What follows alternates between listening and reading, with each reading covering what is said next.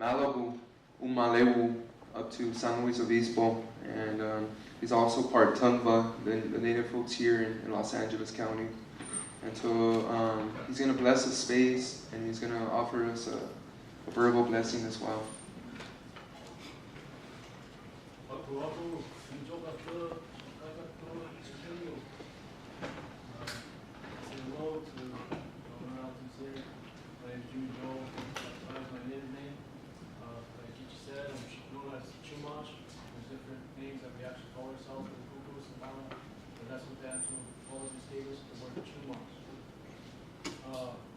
Haku Haku is our way of greeting.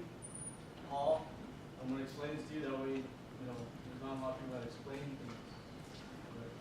Haku Haku, Ha is the breath that's in all physical things. Ku is personal support. So when we say Haku Haku, we're saying that we support the breath inside of you. So Haku Haku Kikiji, all my relatives. Kikiji, it means something, it's a relative. So it's in existence, it can't be nothing. So it's related to all of it. So those are all our relatives. Amu Amute. Amute means neighbor, brother, or sister. One who's near, one who's close. We're all here together. And so I'm going to sing a song. It's a greeting song. And you'll hear the word Haku Haku in there. So I'm going to greet us. In our language, there's no word for you all. It's us. More than one person, it's us. So that's the way we're born in this world. We don't come in this world alone. We're surrounded by our loved ones, our mother. The old time days, the one that was giving birth, and family members outside. These days we're in the hospital, and you have the nurses, the doctor, that's delivering and everything. So we're always together. From the day we're born, we're surrounded by our relatives, by our loved ones. And then throughout our lives, we go to school, we're surrounded by other children, students, teachers. So we're never alone. And even when you think you're alone, you're not alone, because there's the sun, there's the birds, there's the trees. Those are all our relatives. We're all related to them. We're on the same planet. It's related to us. It's relative to us. So the song that I'm going to sing, the words are Haku Haku Li. Li means from. So Haku Haku Li, hello from the center of me and you. Hello from the center of you and I. Eternity. Now eternity, people have their different ideas about eternity, but eternity is life. And it's a consistent life. And there's life in the trees, there's life in the stars, there's life in the sun, because the sun is a star. And that's what we get the life energy from on the planet. And so that life energy is in each one of us. So that's what we're breathing. We're breathing that life inside each other. And it goes on for eternity. It goes on and on and on and on.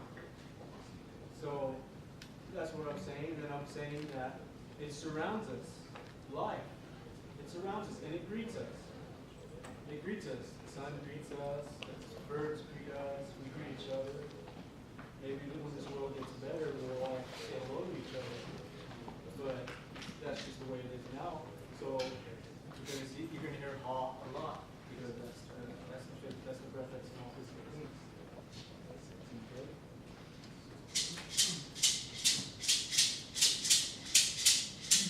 Oh,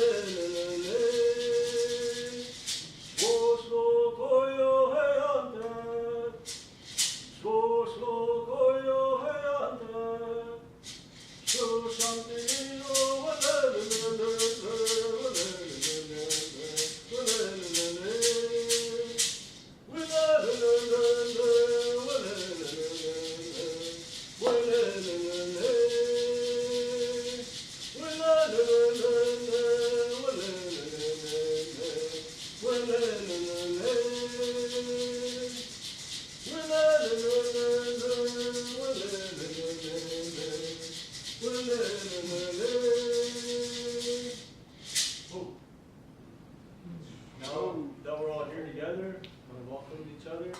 Now we speak to the Creator to bless this area, protect us as we're all here together. I'm going to ask Him to protect us, but I'm going to also ask Him to please listen to me. Ya shushu te bakoko ki sword. Ya mabilis te hali te bakoko ki sword. Kasta we have walked the sub yawi shao hamu ketsa. Ya shushu te bakoko ki sword. Kubu ke sa spended. My be etati. Ya shushu te bakoko ki sword. My be galikiyo. My be chikuliyo. Nono kakinale. Pe nono gashi yekin. Wileleli. Kantuch, te pashumawish, ke sakoye. Ke sakoye te bakoko ki sword. Nono kumshani, te pakoye, te kwante. Te bakoko ki sword. Oh, ho. And that's it. Oh. Please take a seat, everyone.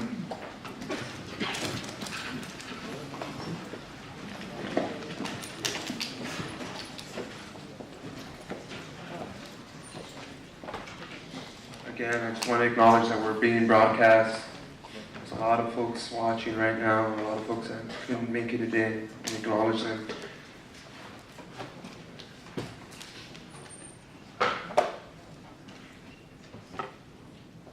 So what if, oh.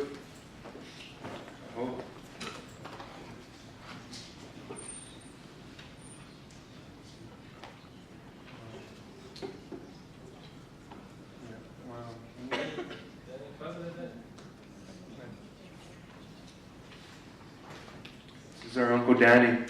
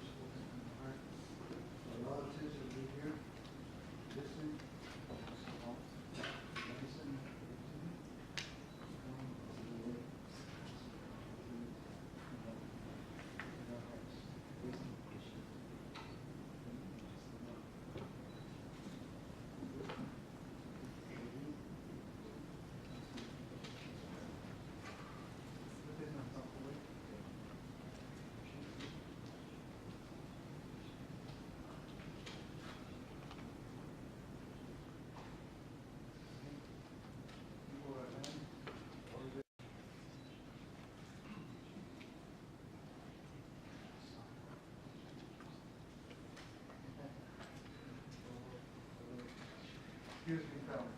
Okay, from now on reading these heavens of earth, I've also come to learn. Never too old to learn the teachings of purity. And young people today now speak with great wisdom of the old ones. I'm here to listen. Oh.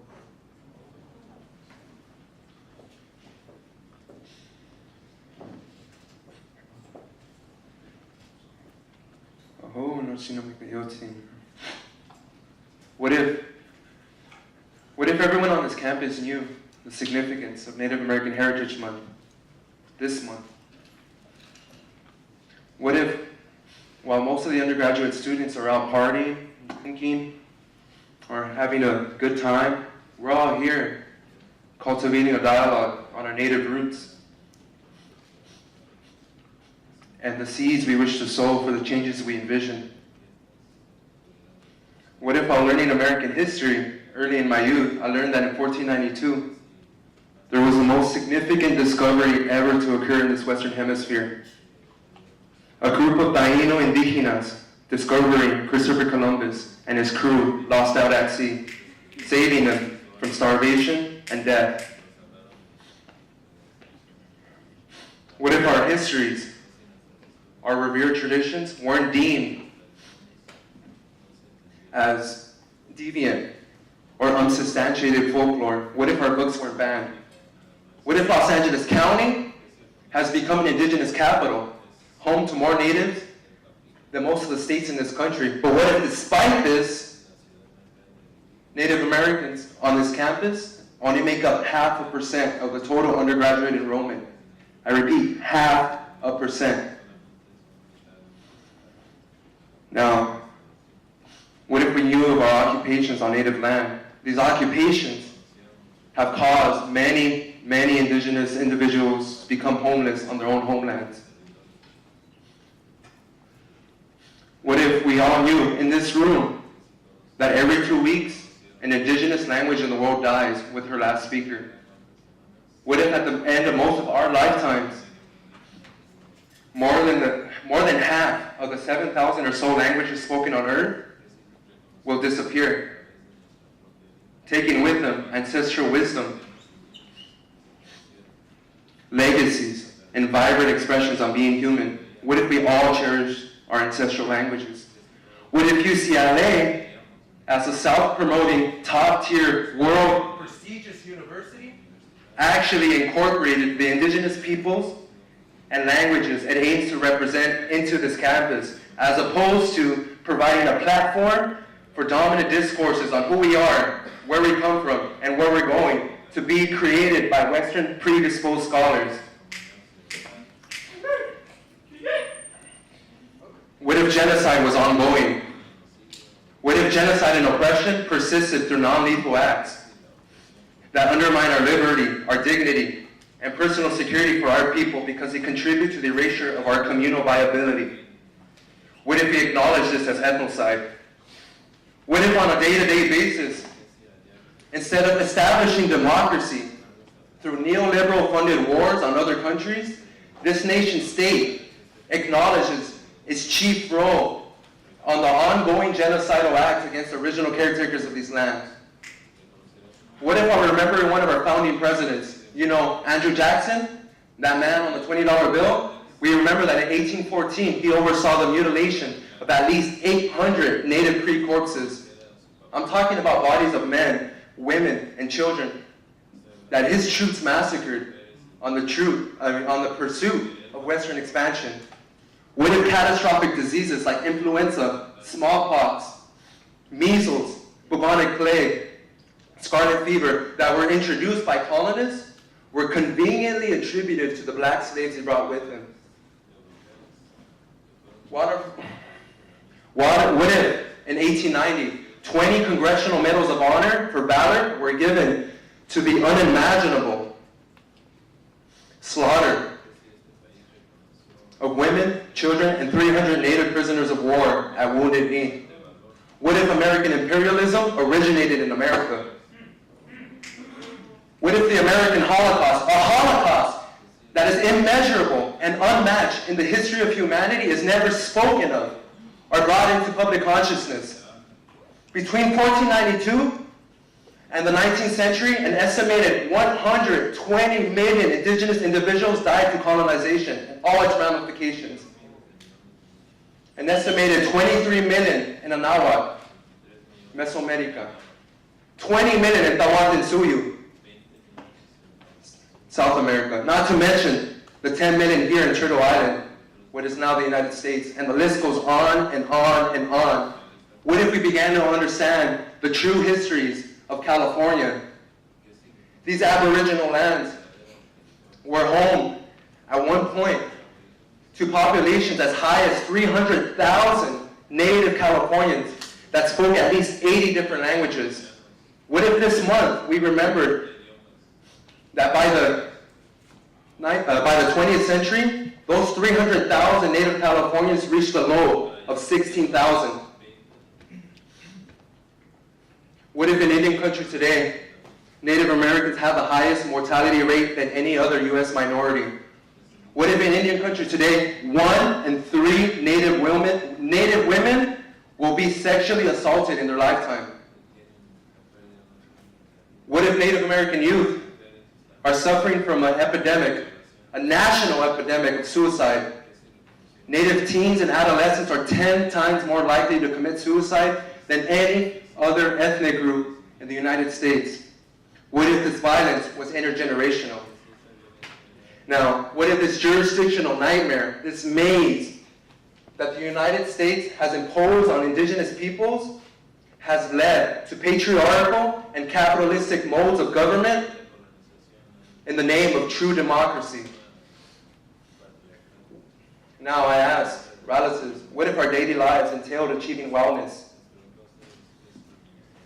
What if in this urban jungle, in this modern reality, being healthy is a revolution in and of itself?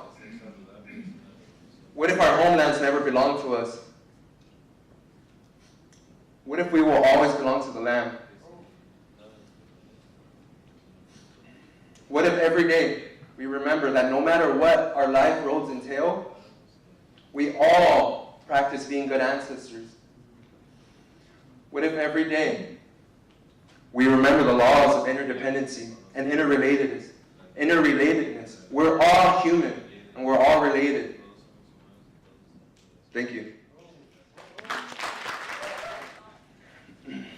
All right. Tatsukamata Mia Nokniwan, Noshich Makawan.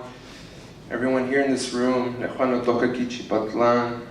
My name's Kichi Patlan. I'm from East Los Angeles.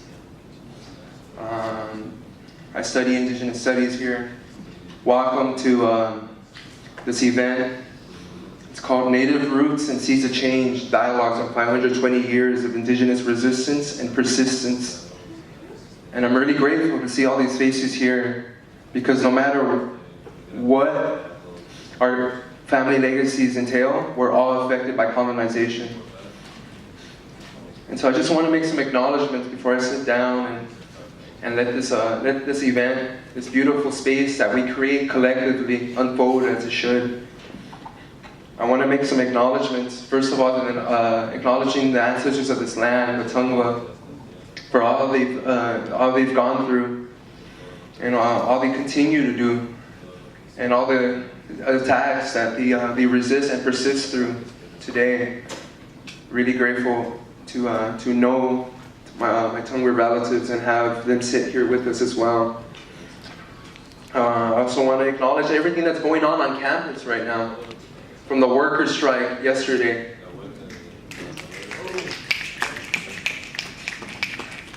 Also, I want to acknowledge SJP Week, Palestine Awareness Week last week.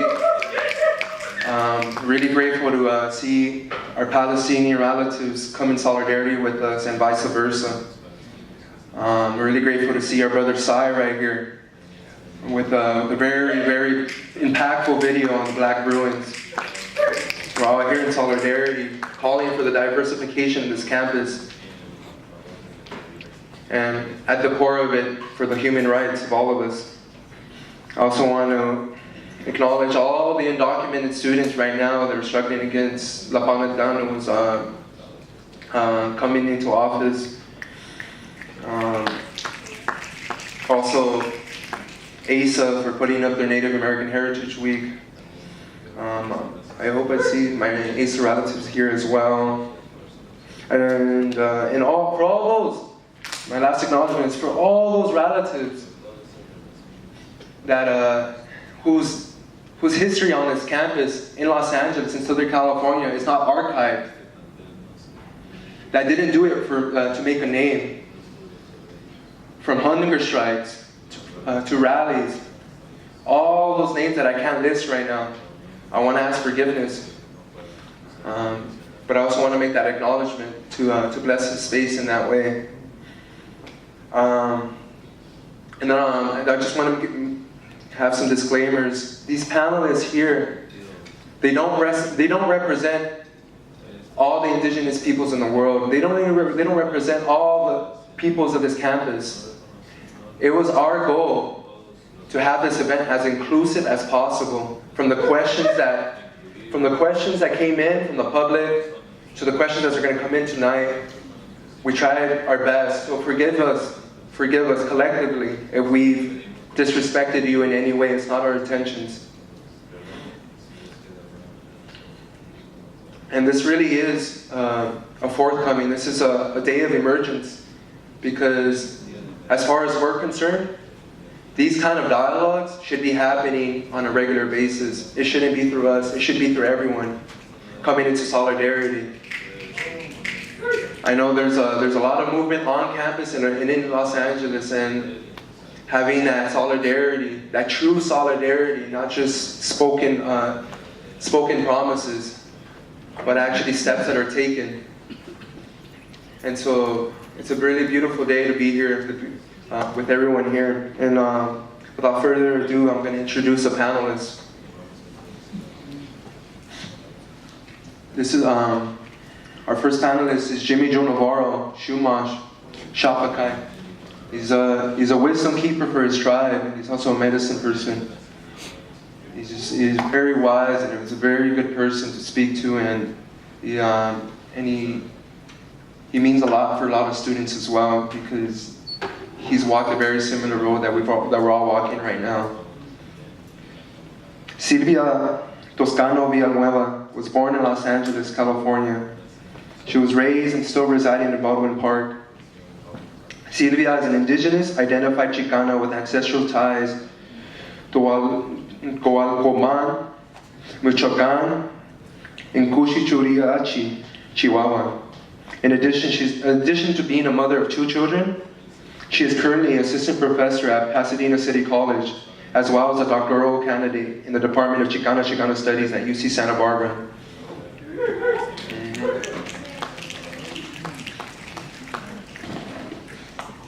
Shina Kalmeka Anawa Kalmeka is a community-based education nonprofit organization led by indigenous Mexican educators in East Los Angeles. Through the wisdom of millennia, thousands and thousands of years of indigenous knowledge, Semillas provides a strong foundation for future generations through a powerful education, so they become conscious, whole, and capable individuals that guide the ancestral clarity for the upcoming 7 generations. Luz Maria de la Torre, a Quechua indigenous woman from Ecuador. She teaches Spanish and Quechua on this campus. And on a personal note, Luz Maria is one of the most traditional women in academia, and it's a very big honor to have her teaching at this campus.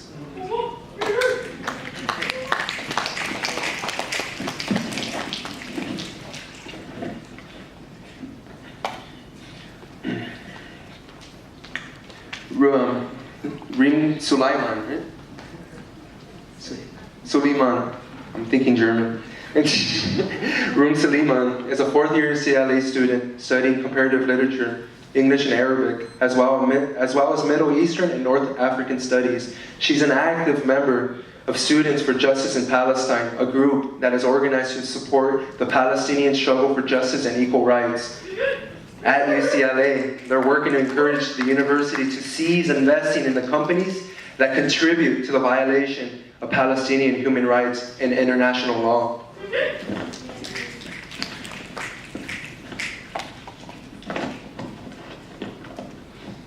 Also, I'm going to have our brother Victor introduce Adma.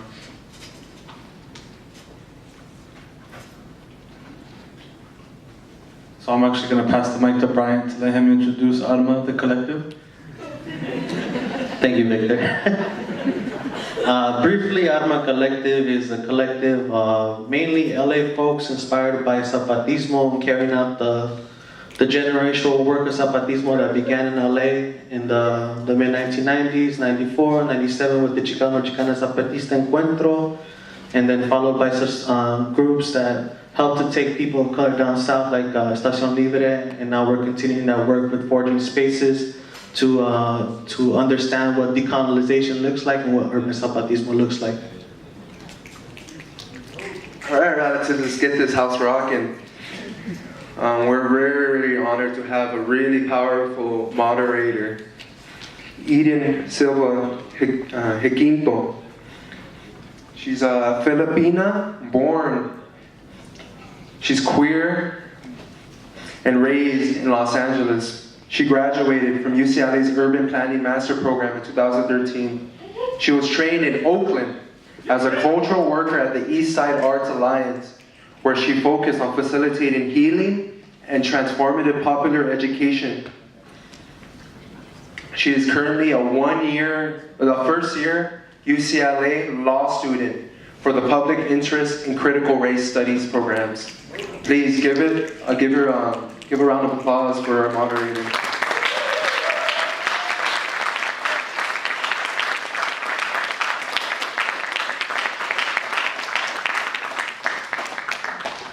Ako ay Eden Silva Quinto. Ako ay Pilipina. Ang pamilya ko taga sa Cebu, Negros Oriental, Jolo, Iloilo, Lanao del Norte. Soy Eden Silva Quinto. Soy Filipina. Somos de Cebu, Negros Oriental, Iloilo, Jolo, Lanao del Norte. I'm Eden Silva Quinto. I'm Filipino. My family are from the provinces. I'll say one more time, especially in remembrance of a very unnatural disaster that has happened in the Philippines. It's happened to so many lands, largely because of our contributions to harming Mother Earth. And we're all clear on that, even though the news fails to mention that, but they love to mention the ongoing Muslim resistance in the south in Mindanao, where my family's from. We've always been able to resist colonizers, starting with Spain. And they like to blame us for our resistance, but never like to notice the disgusting, exploitative, violent harm with which we treat each other, our bodies, and this earth. So my family is from Cebu, Lanao del Norte, Iloilo, Jolo, and Negros Oriental. I'm very grateful to be here with you. My intentions are to keep us united and moving. Very grateful to be here with all of you. There's a lot of questions that folks had prior to this event, and I was looking them over and trying to pull from it what people were really curious about. And I hope the way that I've organized these are simple enough, clear enough, will keep us moving. We're dealing with the issue of time, and all of us have important things to do, like sleep and eat and be with our loved ones and handle our business. So we're going to keep it pushing. There's a clock there. And I'd like to acknowledge all of our organizers, the folks who made this possible, because the way we're going to do this is hopefully very interactive. And so if the organizers of this event could please stand so that when it's time for you to help facilitate, we know who you are. Could you please stand really quickly? Okay, so these folks are going to help us because the basic setup is that there are the 3 topics that we said in the flyer: education, autonomy, intertribal solidarity. And I don't know about you, but sometimes when I'm at a panel, I don't know if I got attention deficit disorder, ADD or what, but I'm just like, I can't do this for too long. And all of us have things moving in us and voices and questions, and we wanted to make sure you had an opportunity to move that so we could keep it together, no? So after each topic, we're gonna have an exercise so that we can interact with each other, okay? It's probably not gonna satisfy you completely, because I'm sure you have a lot to say and a lot to connect with each other about, but this is one event, and you can continue doing that after this event, no? Yes? So our intention is to practice this transformative life we want to live. This confusing ass institution makes us think that we should just fucking talk and think about it. Personally, I'm not into that. I wasn't raised like that. If you want to be about it, do it. So that's what we're going to try to do our best in the limited time we have. Is that okay with y'all? Is that okay with y'all? Is it okay to keep moving forward? I'd like to thank my peers for helping make this happen. And our intentions, again, to keep us moving and united and to keep us all safe. Just want to acknowledge, I don't know about you, I have my own PTSD, post-traumatic stress, and I have my own hypervigilance that I'm trying to heal from every day. There are exits there. These doors are closed. As you notice, the facilitators are near the door. I would like to generally think y'all are safe. And I'm going to keep it a little serious because I work with a lot of youth in Oakland who have been violated by police, by their relatives, through rape, through being exploited, through the commercial sexual exploitation of children. I work with a lot of youth and juvenile hall, and a lot of us, we don't fucking feel safe. And we're ready to fight, and we don't need to fight each other, no? So I just want to acknowledge if you're a little uncomfortable, I feel you. But I dare you to trust that you're going to be all right. And there's people around you who deeply love you, even if we don't know nothing about you.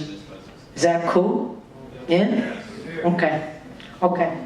So, with that said, we're gonna first start with you as our panelists, and we want to give you a time to interact to help promote that safety, no? So, facilitators, if you can please position yourselves so you have like a little crew. Like this aisle right here can be 2 groups, and maybe like that's a group, here's a group. And so if you're, I'm guessing you're seated where you feel comfortable. I'm gonna push you to try to see if you can kind of gather around a facilitator, no? So, because we're gonna do a little group thing real quick. Okay? So as you see the facilitators move around, facilitators, you can keep maybe your hand up so people will have a sense of where to go. If you can gather around those facilitators, I want to try to do this in 10 seconds, in 9 seconds, in 8 seconds, in 7 seconds, in 6 seconds, in 5 seconds, in 4 seconds, in 3 seconds, in 2 seconds, in 1. So facilitators, if you can try to make some quick eye contact. Some of us, that's hard, I get it. But we just want to acknowledge you have a group. Okay? Is there anybody who feels like you're not quite sure who your facilitator is? Raise your hand if you don't know who your facilitator is. Okay? There you go. All right. Okay, cool. So the people that don't have a group, go ahead and just fit yourself into this little, the facilitator, each facilitator's group. So like Samad, raise your hand. We can have more folks up here. We want to make it equal as much as possible.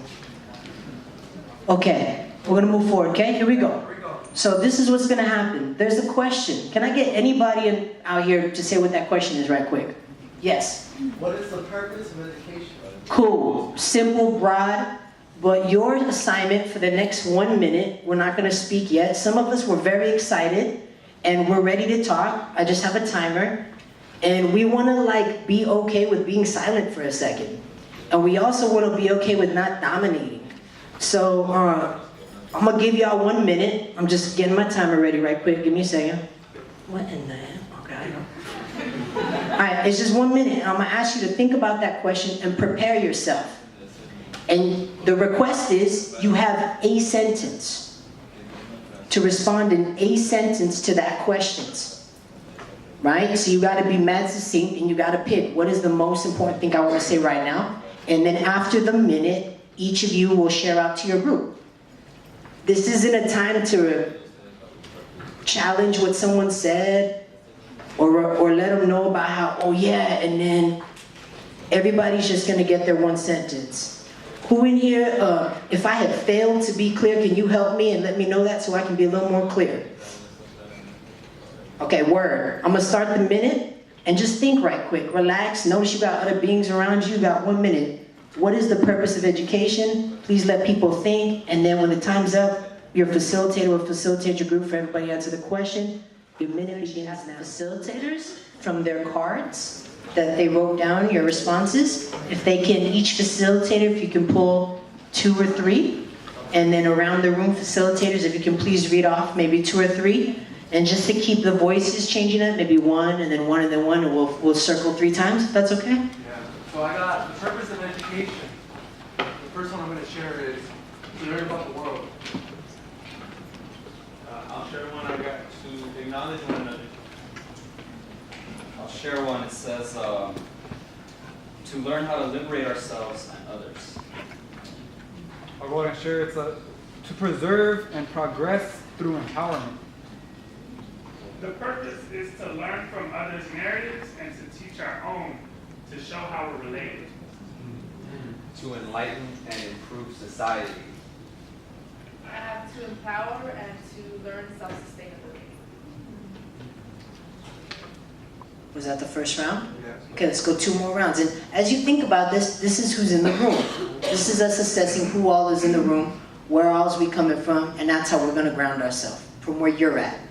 2 more rounds, please. Yeah, so the other one is fostering creativity and empowerment. Another one I got was to create action. I got one, to break barriers, to gain knowledge of yourself, and to return to our community. To facilitate collective liberation. To a free space to learn and question. The purpose is to bring about consciousness through interdisciplinary fields. 1 more round, please. Oh, sorry, Samita. To discover one's essence.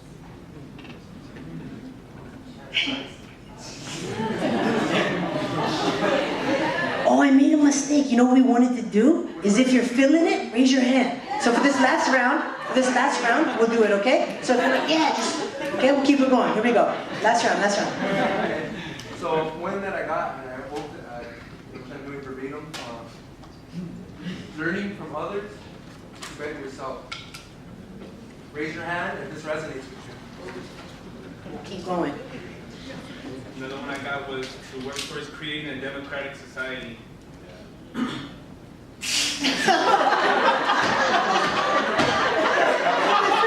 keep going. No, they're good. Everyone gets to make their own decisions. So I got one. Mine says ancestral knowledge to explore where we are rooted.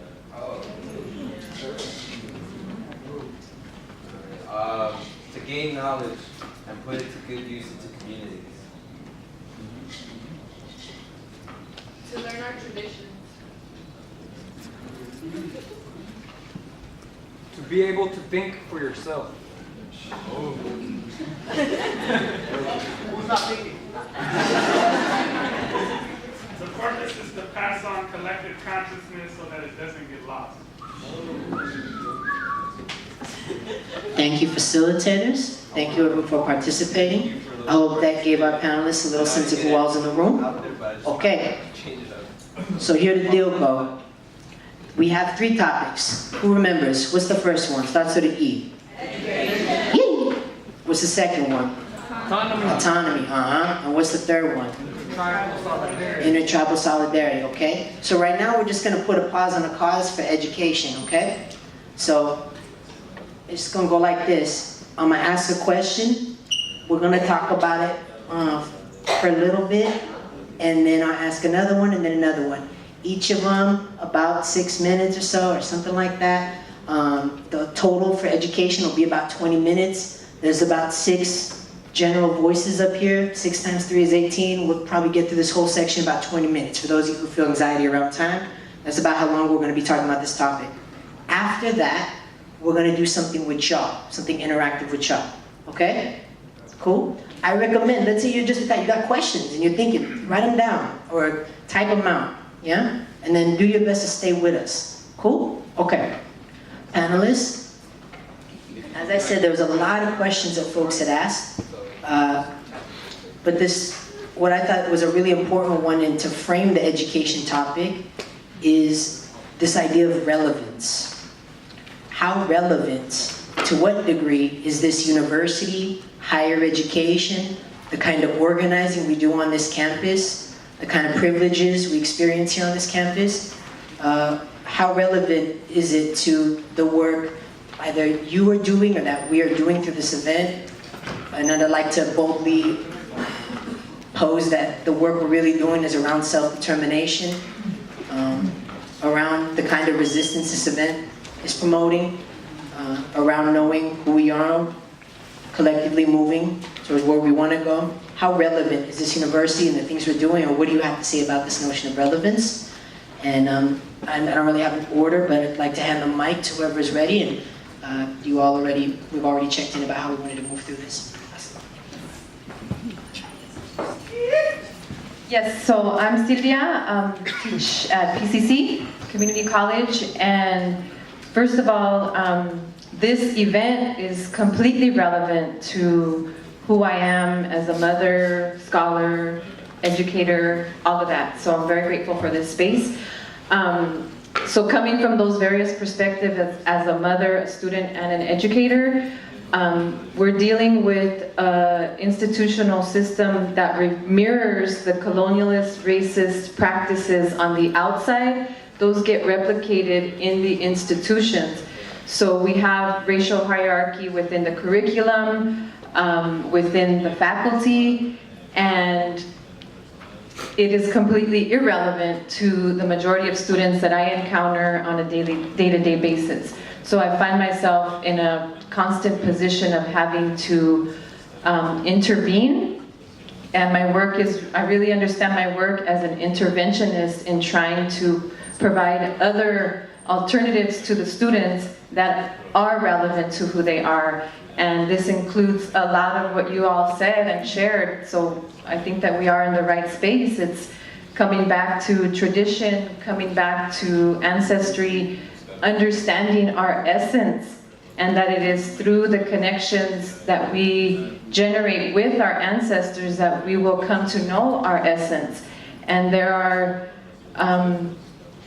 facilitators in our communities that have this wisdom, right? Like I'm in between two of them right here.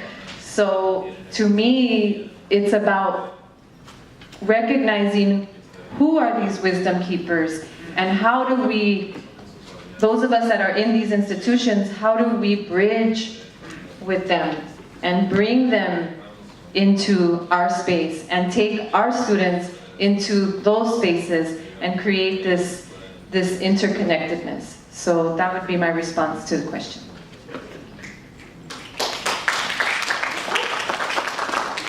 Again, my name is Jimmy Joe, and this place is relevant because, well, for me, I don't like school. So I can't sit and listen to somebody talk about something that has nothing to do with me. And I get bored real quick and I want to run to the mountains and learn something. Or be around my loved ones and share love with each other. Because that right there will empower your spirit and feed your spirit more than just listening to a professor lecture about love. So, but here in the education world, here in the school system, you can utilize all the different subjects to find a connection to the past and also learn about the human story. You see, because now if it wasn't for the school systems, you wouldn't know about the way that DNA works. And one of the biggest things that we were arguing with the government about was that Indigenous people have always been keeping the connection with each other. My tribe, we go up to Washington and we paddle with the tribes of, in the Puget Sound, and also the Maori from New Zealand come, and we all have dialogue with each other, and we share stories, ancestral stories of our migrations. And DNA backs that up. So, but in school, they tell us we're different people. We're separated by bodies of land and water. But we tell them, no, underneath this ocean, the land is connected. And our rivers, they run out from they used to run out from the mountains. And they used to connect to the ocean. And so did theirs. So we're all connected to that. So we know our stories, we know who we are. But if it wasn't for the education system, we wouldn't have known about the DNA process and giving validity to the fact that we are related and that we did come from each other. And it takes away the boundaries and it lets us realize, hey, we were from you, we are related to you, let's keep this story going in a positive way so we can move on into the future in a good way. And we have more support that way. And that's why I think is education in the school system is relevant to what we're doing here now. We're all here together. And that's what matters, and that's what's going to bring about the change. Oh.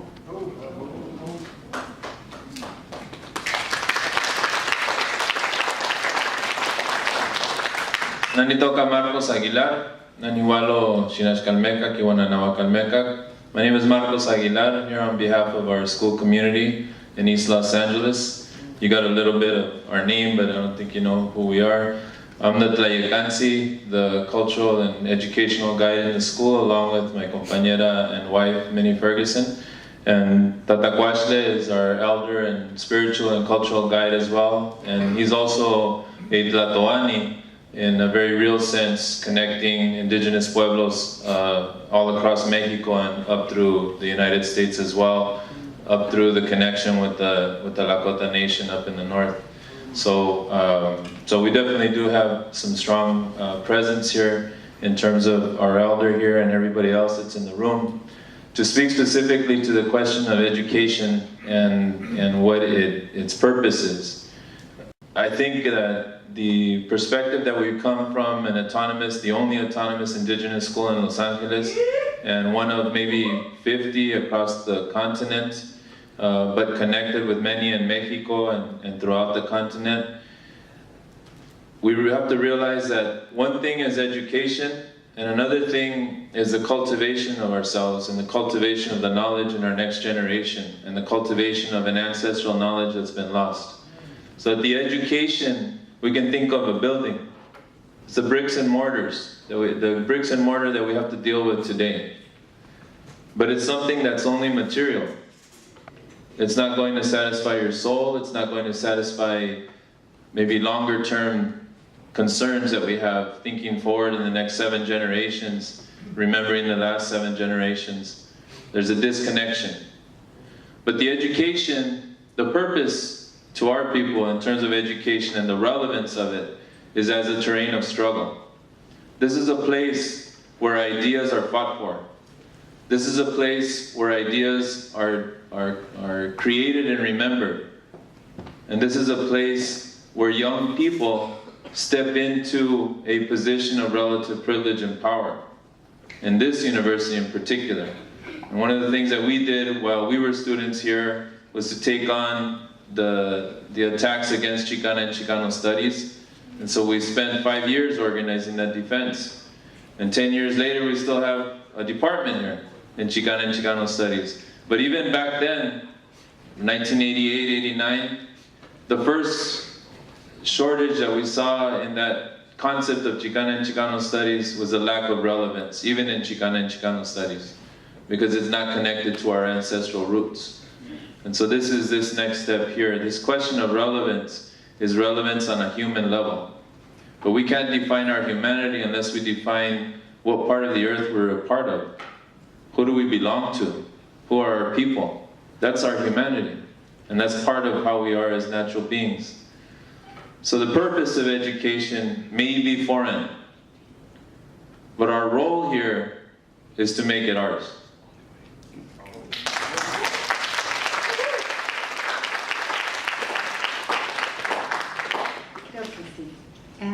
Hello everybody, Ajituta, Nyuka Kai Suma Yachana Wasipi, Kikingunawang, Nyukanchi Yachaikunata, Paka Chingapa Shampupani, Yarituta Nipani. So our language is Quechua language in the Andes region, and this is an ancestors that gave us as heritage. And I would like to let you know that the sounds, yeah? How is the, I told you, how are you? This is a beautiful night to be sharing with you. And I will ask Brother Marco, yeah, to translate a little bit more, because I would like to say many things, but it's very hard to say in other language that's not mine. Sorry.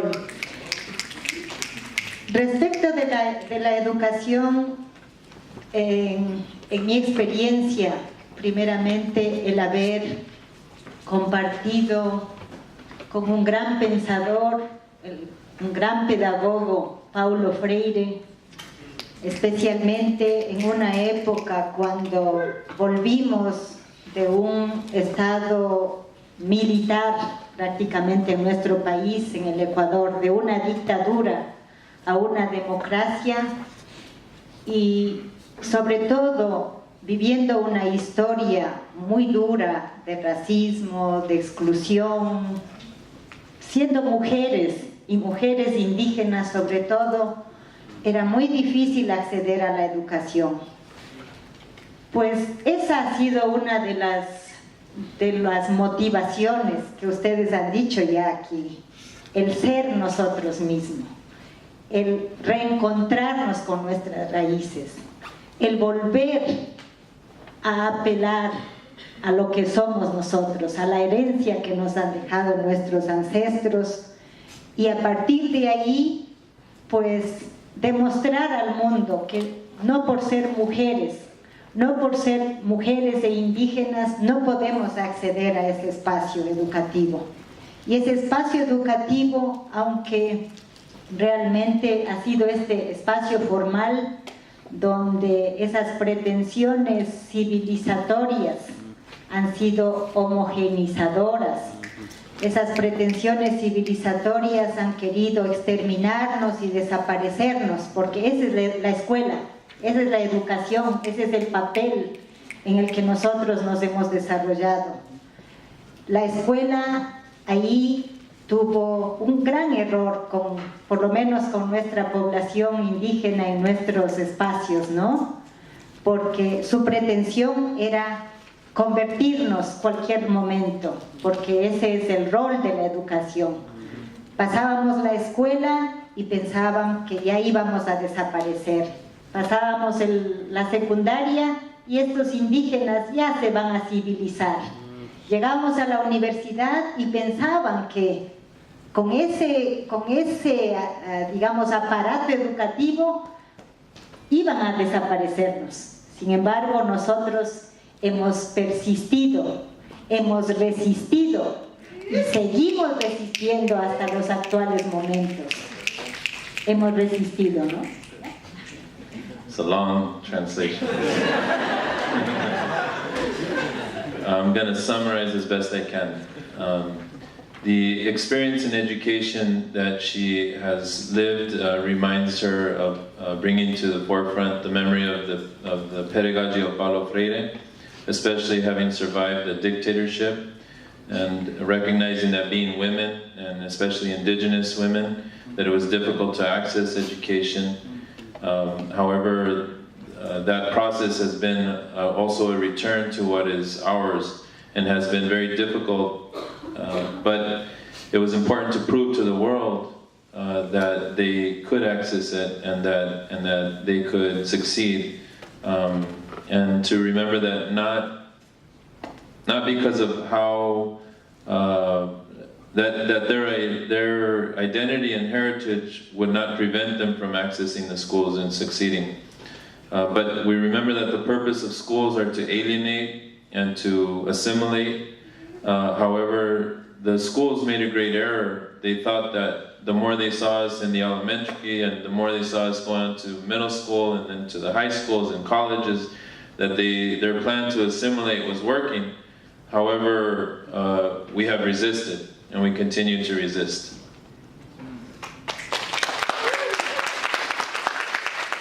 Voy a finalizar porque no quiero pasarme mucho. Entonces, este acto educativo para nosotros es ese acto de irrumpir, de romper esas cadenas y demostrar que podemos nosotras. Nosotras como mujeres y como mujeres indígenas y como pueblo indígena estamos presentes y podemos demostrar nuestra capacidad. De modo que ha sido irrumpir, resistir ese acto libertario, emancipatorio que es la educación desde nuestra perspectiva. Gracias.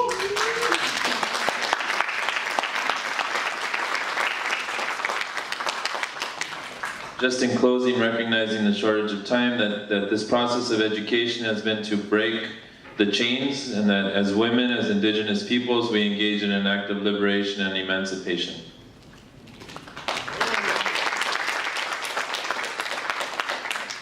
Hi everybody, my name is Reem. I'm a fourth-year undergraduate student, and I'm the daughter of refugees, Palestinian refugees. So my mother's family was expelled with this creation of the State of Israel in 1948 from a coastal village called Haifa. And my father's family still lives in the West Bank in a village called Asira. So first off, I would like to just say how incredibly honored and humbled I am to even be invited to speak on a panel with so many incredible individuals. And I'm more excited to learn from these individuals than I am able to teach. And I just want that recognized. So, in terms of higher education and relevance, I think it's as relevant as we make it. And as a student, as most of you in the audience, we chose to be here. And I think in events like this, I learned so much more than in the classroom. And we all made the choice to be here. Therefore, we made the choice to make our higher education more meaningful. And then I just want to speak really quickly to higher education and academia, because some of you are grad students. And as I'm sure you noticed, you run the danger of using your research for self-serving purposes instead of helping your community's cause. And sometimes the solution you're working towards is not going to contribute to your success, and so you have to be able to face that fact. It's a sacrifice, but keep in mind, it's a very small sacrifice. Given that, like, for example, I'm not a Palestinian living under militarized occupation, so the struggles I may face with success in academia are insignificant compared to the struggles that all of our communities face on a day-to-day. Thank you.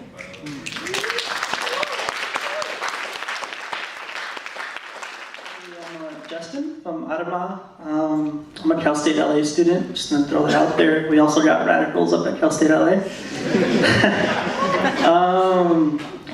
So I'm a third, by Western standards, I'm a third generation, quote unquote, American. By my standards, this is just my and my family's lands, regardless, sin fronteras. And the relevance of school, of higher education to me, is understanding this legacy of shame that has been put upon, like, my family and, other people of color, their family, and the notion that I have to take a step back to understand my foundations and where I'm coming from and the struggles that I face, because I keep piecing together bits of my history through what I learned in Chicano studies and the history of Los Angeles and the history of Mexico and the wars, and things just start making sense to me. Why my abuelita and my abuelito, why the things that they do, they don't explain it to me. They don't explain why they plant these plants or how they ended up where they are, because they're shamed. They're shamed by telling me their stories, because they're told that, they're less. My parents chose to not teach me Spanish because it was told that it was a lesser language. And it's just learning, taking a step back and knowing that, okay, at one point, Southgate, where my grandparents are from, was all white, but is now brown. Well, that's the situation because all the economic opportunities left Southgate. So that's why brown people were able to move in, because it was a less, it wasn't a very opportunistic place to live. And then to retrace that back onto all these other traumas of, let's say, patriarchy and just, I'm getting off track now. But okay, just retracing all these other traumas of just not telling me why like why we are where we are, why my parents didn't choose to teach me Spanish, let me just end it with turning the shame into fight, turning the shame into my lucha, turning the shame into my foundation, this foundation that was ripped from under my feet. And that's where higher education becomes relevant to me.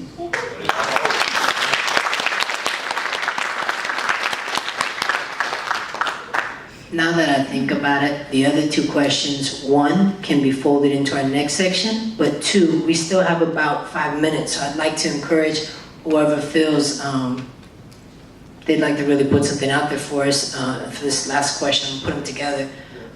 Folks asked the question about how do we, everyone said a lot of things around relevance, things like, I'm gonna just throw, how do we create a bridge and share space? I heard how the education is used to clarify, to validate and affirm what we already know. I heard that there's a difference between this institutional process and the cultivation of ourselves, and that this place is a terrain of struggle around ideas, where we're fighting amidst privilege and power, and also organizing our defense, and hopefully our attack or our offense.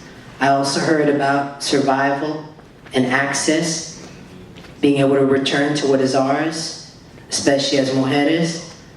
I also heard that education is as relevant as we make it. And then I also heard that we're struggling with and throwing off this legacy of shame that's been imposed on us. So just acknowledge that. And the question that Katz had asked is, how do we make what we know and who we are in our culture, how do we promote it? How do we practice it? How do we create dialogue? How does that happen through art? How does that happen through our language and reclaiming our languages? And there's also this other little piece around, how do we do that and not appropriate? And by appropriate, for those of us like, what do that mean? Kind of wearing a culture, or in a sense, I'm gonna say this very kind of loosely, trying to take something that's not yours and, rock it like it's yours, you know what I'm saying? Or just because I wear something don't mean I'm about that, or that I'm really honoring it. And how do we not disrespect ourselves, each other, our ancestors, and our cultures in the process? So I know that was a lot, but I just want to acknowledge what you said and ask if anyone in the next about 5 minutes, a decent amount of time, like 2 songs, has anything to say about how do we do this? And knowing that when we talk about autonomy, to me, when I hear autonomy, it is the practice of doing this, so we can keep talking about it there. Is that somewhat clear? Yeah? So anyone who would like to speak on it?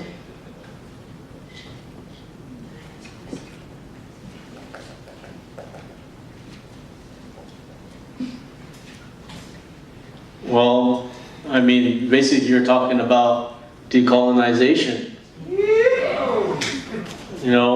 Going back to the root of who we are as human beings on this planet. Going back to the basic thing that we have family when we're here, and to love our family and to take care of each other. But everything starts at the spiritual level. So if you are kind and loving and friendly to yourself, and you're kind and loving and friendly to others, you're going to be fine. If you do that, then if you see somebody as you, I mean, we're all here together. I mean, I don't understand how people can pass by somebody that's starving and then go out and eat somewhere. We're all here together. This new way of life is about individualism and every man for himself. You notice they don't even put woman in that. So this is the reality that we're dealing with. How do we make this change? We start thinking about we, us, not I, not me, because we're all here together. And you change your energy.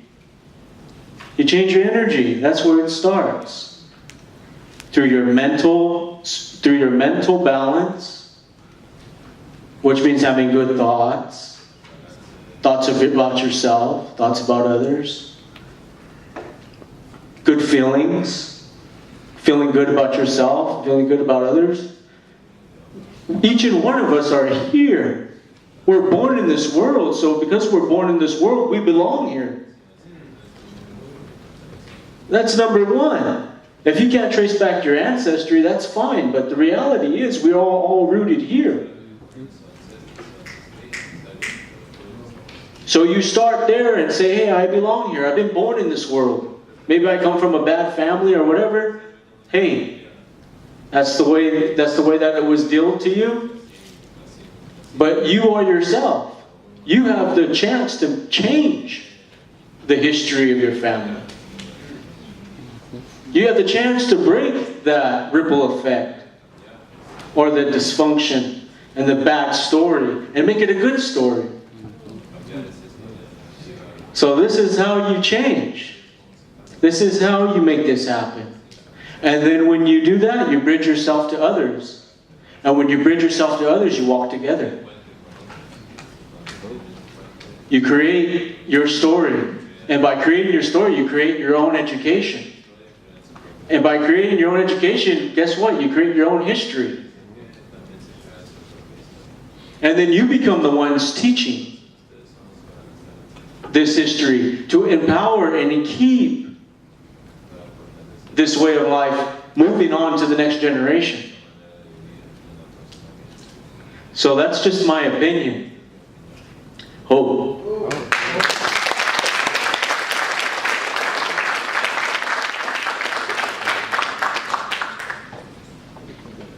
Well, I would like to also recognizing the call to action, call for the organization of autonomy, in particular in autonomous educational centers. That we have to organize ourselves to create those spaces. And sometimes they look like departments, sometimes they look like schools, but they can look like anything. It could be, as we were doing with our circle of danza while we were here as students, organizing in the park in Virginia Park, when there was no center there, and bringing people together. So we have to find those spaces and organize those spaces so that we can, once we've gotten to a point, as the brother's saying, where we're thinking about we, then what do you do when you're all in this we now? And how does that we start moving? And I think that everybody has different purposes maybe, and of course there are going to be times when we need all 200 million of us to walk in one direction maybe one day a year. But for the most part, we each have a special gift, and we can organize around those gifts as pueblos and as people and as families. But I think that looking for autonomy is the practice of autonomy as a start. And beginning that at any level is important. You know, we hear about indigenous nations, especially the federally recognized tribes, with no disrespect, talk about sovereignty a lot. But sovereignty is a very challenging notion, especially when you don't have your own standing army. You're not making your own money, shells or any other kind of money, because the system's falling apart. I mean, if we wanted to create a system of cacao-based money, we couldn't, because all the soy fields are cutting out the cacao. So there are different levels of autonomy that I think we should be organizing. And I think that even if it's an autonomy of 3 people that commit their personal finances and resources to organize that next march or that next protest, that next meeting, that creates that autonomy. Momento.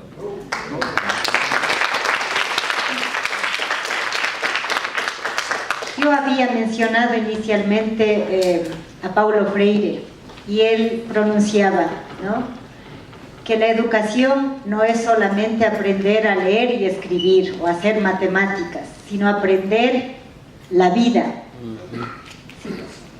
I mentioned Paulo Freire initially, and he mentioned that education is not just to read words, but to learn about life. Entonces, ahí se encuentra la educación formal, nos ha dado un instrumento para aprender todas estas herramientas técnicas, materiales, del pensamiento, es lo que nos enseña a razonar. Y nuestros pueblos lo que tienen, la mayor herramienta, es una que ha desechado el sistema educativo formal. So formal education has given us these tools and techniques to learn about things, but traditional knowledge gives us a deeper sense of knowledge. Y esa profundidad que el sistema formal se ha olvidado es esa parte que tiene el corazón, esa parte que tienen los humanos, esa parte que tiene esa sensibilidad. Y hoy el cómo es unir estas dos cosas, es unir la razón con el corazón. Entonces aprender a razonar y aprender a corazonar. And so formal education has forgotten the education of the heart. And so today that struggle is the connection of that formal education with the knowledge of the heart. So that there is the knowledge, the next step is of connecting reason with, can't say it in English, but reason with thinking from the heart.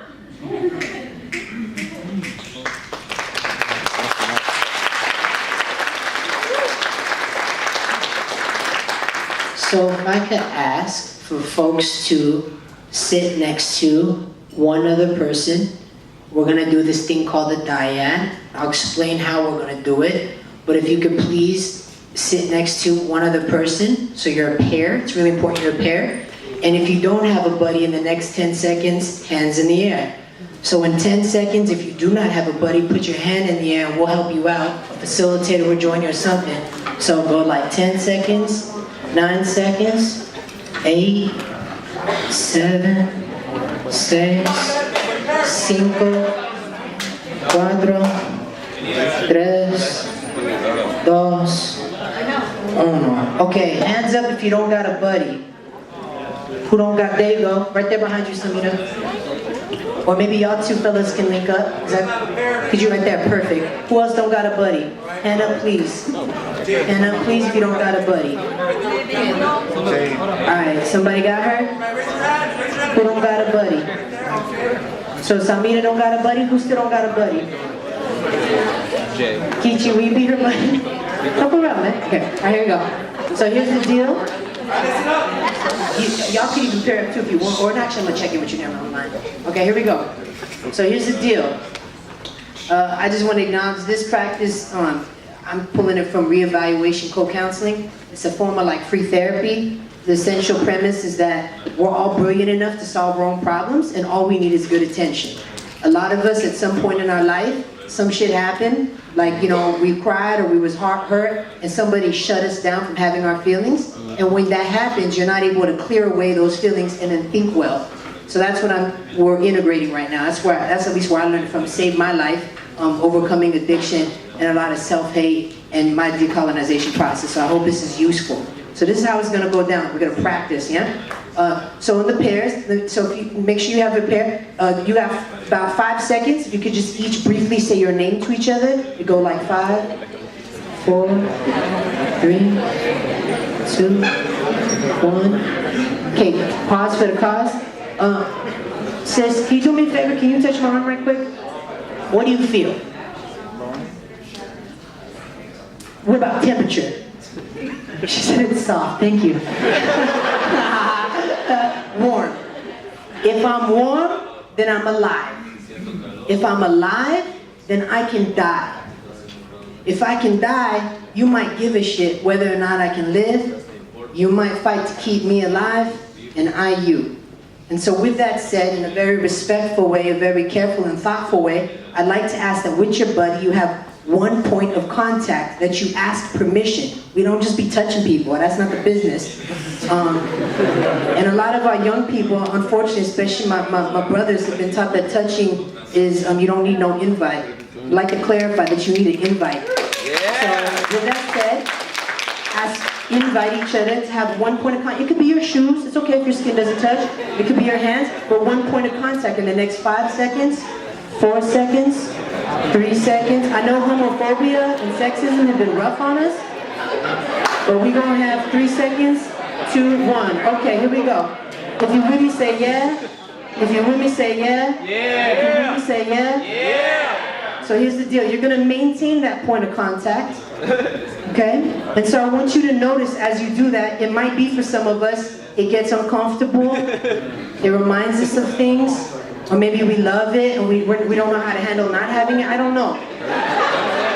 Oh my God, everything I say is funny to you, it's hilarious. Alright, whatever. So, my point is, examine yourself. Another key tip is mindfulness. Pay attention to your body as you go through this process. It's not just about doing no exercise, it's what's happening to you during it. That's your knowledge, no? Okay, so here's the deal. Each of you beautiful people is going to get 1 minute each. Each of you is going to get 1 minute each. Based off of what we've all just shared and what you've experienced so far, where are you at? Maybe you just want to sit there and just breathe. Maybe you want to talk. Maybe you want to cry. Maybe you want to shake. Maybe you want to laugh. It's whatever you want for 1 full minute.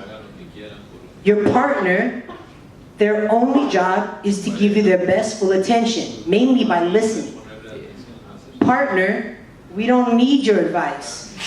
We don't need you to tell us about how it reminds you of your cousin. For real. We just need your full, loving, positive energy attention. Okay? So real quick, one of you is rock, one of you is star. Pick real quick, you got 5 seconds, 4 seconds, 3, 2, 1. Rock, hand in the air, rock, hand in the air, rock, hand in the air, rock, hand in the air. Cool, hands down, star, you're gonna go first, okay? Star. Star, you're gonna get 1 solid minute. You're gonna get 1 solid minute, star. And express yourself, even if it's through silence. Rock, what is your job? To listen. Rock, what is your job? To listen. Rock, what is your job? Listen. Awesome. Star, you're going to get a full minute. Afterwards, rock, you're going to get about 30 seconds to mirror what you heard. And let Star know what you heard. So there's going to be some homework. So you want to actually pay attention. Okay? Okay. Star, 1 full minute. You have the undivided, loving attention. I dare you to trust that rock gives a shit about you. And I always tell that to my youth because most of us don't believe that. It don't matter what you do for us. We have a hard time believing that anybody cares. I'm so sorry that happened to you. That was not your fault. So here we go, Star. You got a full minute, rock, your undivided attention. Afterwards, you'll mirror back for 30 seconds. Star, my beautiful people, you got 1 minute, okay? The minute begins now. So if you can please acknowledge each other, a high five, a hug, a pound, whatever works for you two. Cool. So facilitators have some note cards, and I'm gonna just ask that facilitators kind of wave them in the air. And if you, as of right now, have questions that we're not going to address right now, we're going to gather them and address them towards the end after we're done with all the sections. If you have questions or if you just want to hold a note card for questions later, please go ahead and wave your hand and a card will be brought to you. And we're going to go ahead and get started in this next section. But you'll have a card with you, so in case you have questions, you can write it down. And as soon as you're done, please, as soon as you're done, if you're ready to write it down, raise your hand and a facilitator will come and take it from you because we're going to review them and get them ready for the end of the program. Again, we're handing out note cards so you can ask questions. If you don't have a question, you can just hold the note card until maybe later. If you have a question and you know for sure you have a question, write it down now, raise your hand at any point, and a facilitator will walk on over to you and collect it in whatever order and whatever way they feel fit. We have a general sense that we're trying to each, offer a song, about 3 minutes, so that our whole situation will be within roughly 20-25. And then we're going to go through the dyad again. I'm going to be very short with my instructions because we already know now what to do, yeah? Okay? Cool. So, hello again. The questions we just checked in about were, what does autonomy look like in your community? What does autonomy look like in your community? Another one is, do we have the resources to enable autonomy? do we have the resources to enable autonomy? The other one is mad wordy, and I'm gonna translate it after. For me, it's wordy.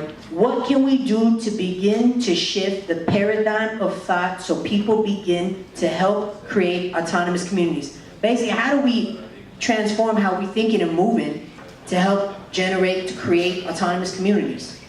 What do we need to do? And I know we spoke a lot about that in the first section, but it's an important one. And then there was also a question about role models. How do we approach, how do we know and identify role models, knowing that we do want to bridge with each other, knowing that in many ways we lead by following. There's nothing wrong with that. One more time. What does autonomy look like in your community? Do we have the resources to enable autonomy? What can we do to shift the paradigm, our thinking, our movement, our interactions, our culture, so that people can help create autonomous communities? And then the question about role models in that process. Healthy, positive role models in that process.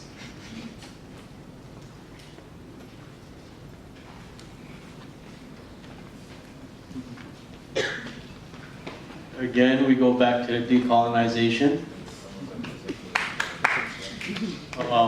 I mean, basically using indigenous people's way of living is autonomy. You know, we all have the right to eat food that nourishes our body. We all have the right to have clean air and clean water. You know, to live in a safe community. You know, and that's basically culture. That's where culture comes in the belief systems. So, and what autonomy looks like in my community is, you know, we're hunter-gatherers.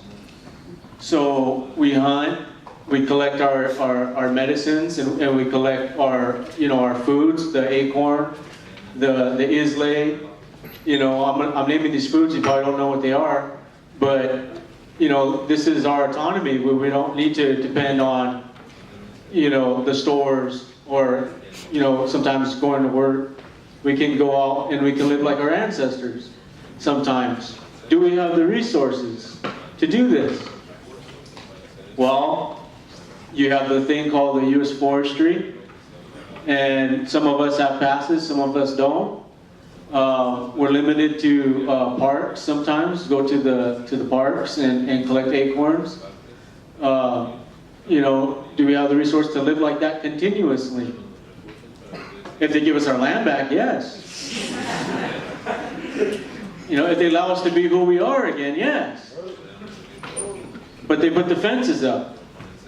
You know, and it's going to have to take a human decision. And I don't mean it's not going to take a government decision. It's going to take a humanity to come together and be humane. To make that decision and say, hey, you know what? We have knowledge about medicine. We have knowledge about food. And we're a small group of people. We can share this food with the neighbors next to us. You know, and going back to the we. You know, like it goes back to that saying, it takes a tribe to raise a child. Right? So, but in this modern society,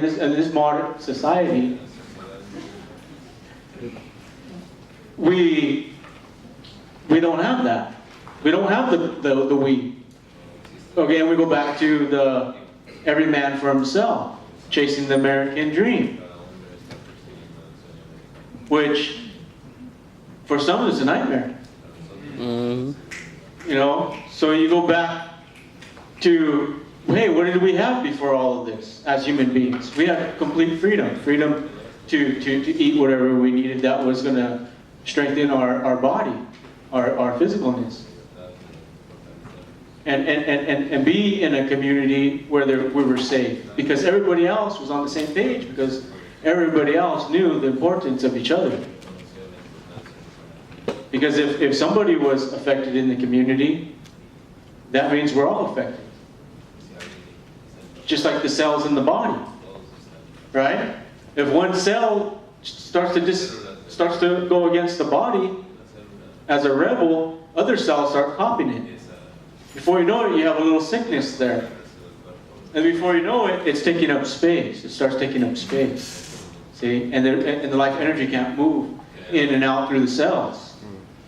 And then the body begins to shut down. The whole system begins to shut down. But it takes one to go back into balance. See? And then the other ones follow it because they know that's the right thing to do. And then the sickness becomes very small. And eventually the sickness has to go and follow the rest of the natural way of the body. The natural way of life. So we go back to that. We come together as human beings and we share with each other what we can bring to the table so that we're not going to be starving. For mental food, spiritual food, and physical food. Oh.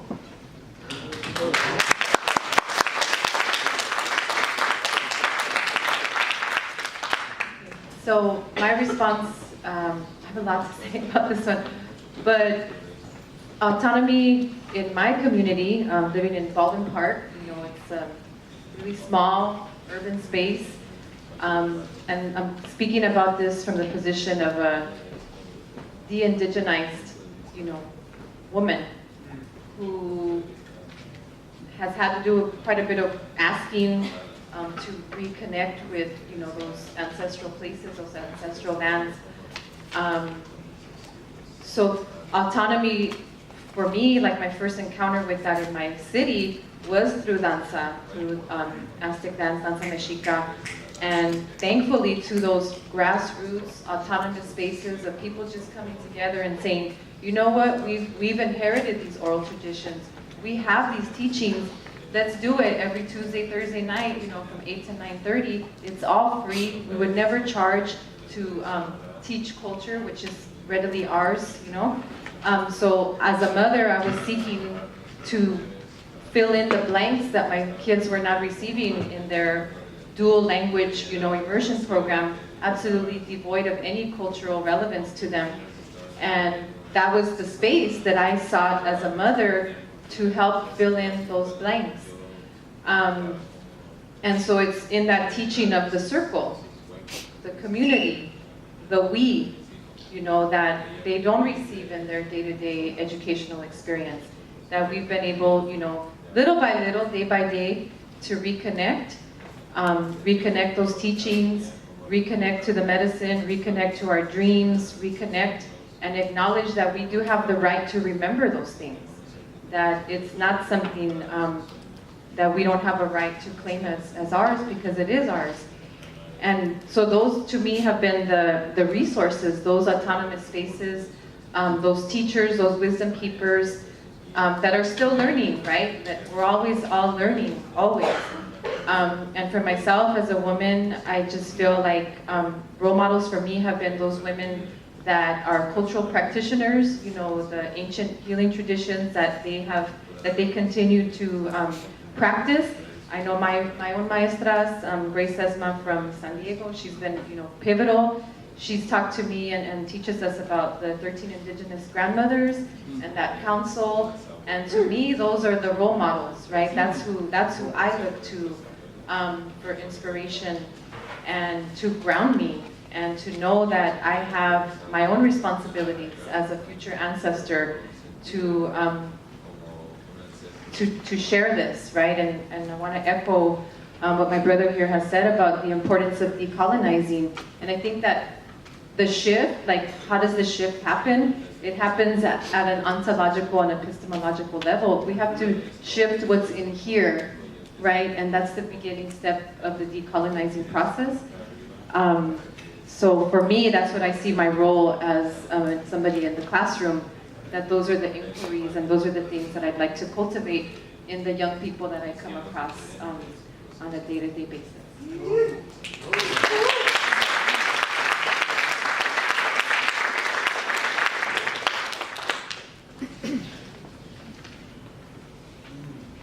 Tlapoyawa Tiken of Niwan. Nekenimesh Notzasika Notlato, mexicano, Nanochan, México, Iguain Tlatole y toca mexicano, azteca, náhuatl. Nimesh Tapalo, los saludé. Buenas noches, mis hermanos. Yo soy de origen mexicano y los estoy saludando con mi lenguaje mexicano, azteca o náhuatl. Good night, everybody, brothers and sisters. I'm greeting you tonight in my original language, originally a Mexican original language, Azteca, Nahuatl. Naniwalewa pan estado de Guerrero, México. Nochan, Nochitlatua, Tocniwa, Totlato, Juanisnekenime Chilis. ¿Quién es la Emilia? Nocha.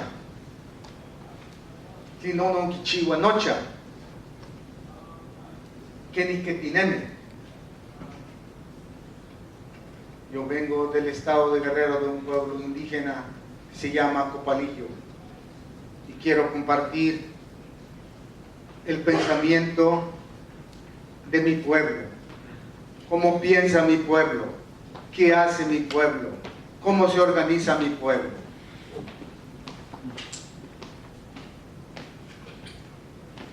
I come from an indigenous pueblo in Mexico, in Guerrero, called Copalillo, and I would like to share with you the thought of my pueblo, how they're organized, how they exist.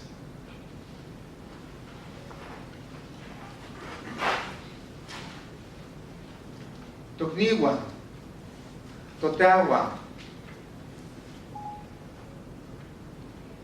Quistoa, Kipia Tlintahame Timocualehuisque, Kipia Tlintahame Timonequisque, Kipia Tlintahame Timotlacaitasque.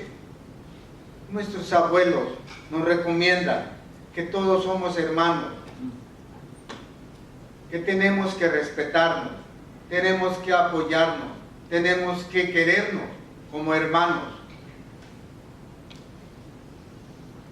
Y también cómo trabajar en comunidad, armonioso.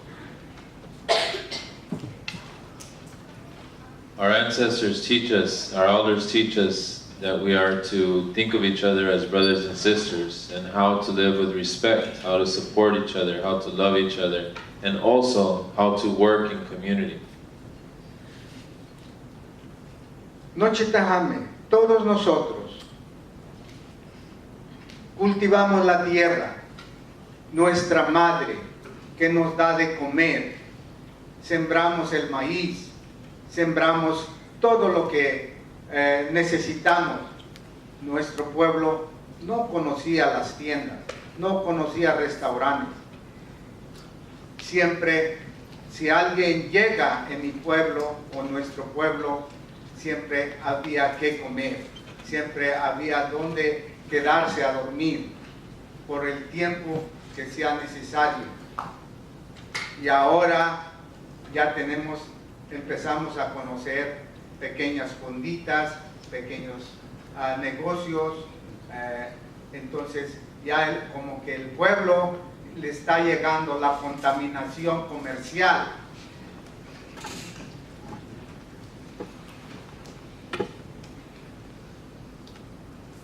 In our pueblo, we raise everything that we need to survive. We grow corn, we plant everything that we need.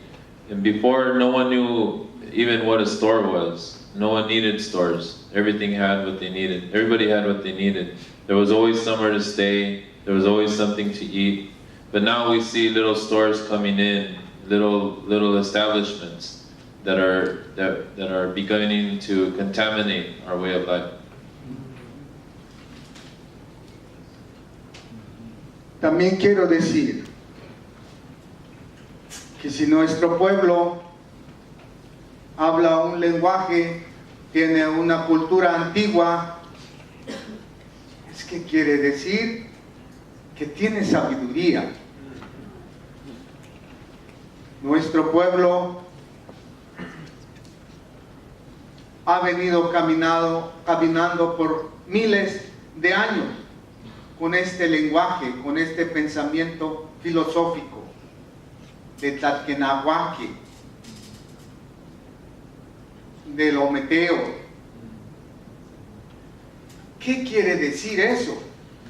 Tlaquenahuaque, lo traducimos el dueño del cerca y del junto. Todos nosotros estamos unidos. Tlatque, dueño, y Nahua, junto. El origen es la fuente de la vida. El origen de la fuente de la vida, Tlaquenahuaque. Decía mi hermano que ahora pues ya no tenemos a dónde sembrar. Ya somos muchos y ya no tenemos dónde sembrar. Tenemos un pedacito de tierra para sembrar. Hay muchos ya no tienen a dónde sembrar. Tienen que emigrar en otras ciudades. Llegamos a Estados Unidos. Aquí pues somos raros nosotros, porque traemos un mundo diferente. Empezamos a convivir con la gente, a conocer la gente, a creer todo lo que nos dicen. Parece que es verdad. Y todo es una mentira. Nos está diciendo mentiras la televisión, nos está diciendo mentiras la prensa, todo lo que escuchamos, la radio, es mentira. Y nosotros, como venimos de un pueblo sin ese concepto de mentiras, creemos que eso es verdad lo que están diciendo. Y caemos en un pantano después de todo, si creemos todo eso. A mí me ha pasado. Por eso lo digo.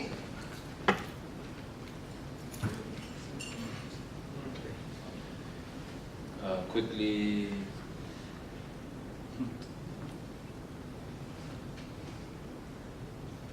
we speak a language of an ancient culture. If we speak our own language and we have an ancient culture, this means that we carry wisdom. We've been walking with this wisdom for thousands of years, with the philosophy of Tlaquenahuaque, which means, loosely translated, the owner of what is near and far, which means that we're all united, that the origin is the source of life, and that my brothers and sisters, we now have nowhere sometimes to plant. We have these small plots of land. We've needed to migrate to the United States, and here we are strange to these people. Because we bring a different world, a different sense of the world. And we think that everything here is real, but it's not. It's a lie. The news is a lie. Everything you hear around you is a lie. And since we come from this place of truth, we fall into this place of no truth, and we're stuck in that place.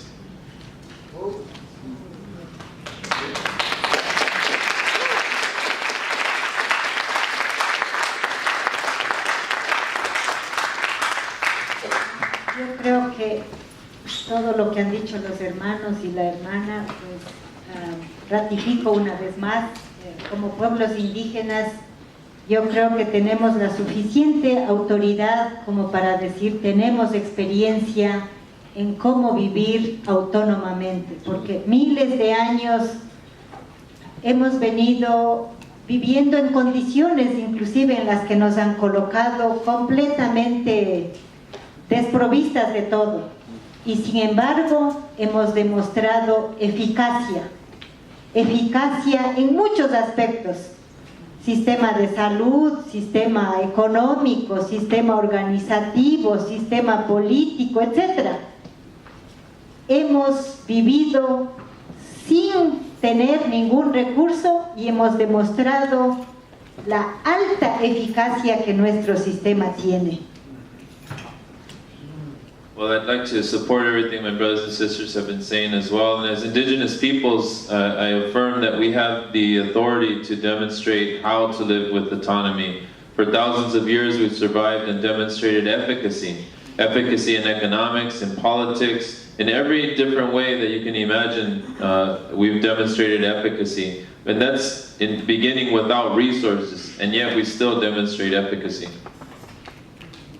Está muy claro de que frente al otro sistema que nosotros conocemos, lo único que ha arrojado, ha dado como resultado un sistema ineficiente en donde como producto de su sistema lo único que ha dado es guerras, hambre, miseria, destrucción, etcétera, etcétera.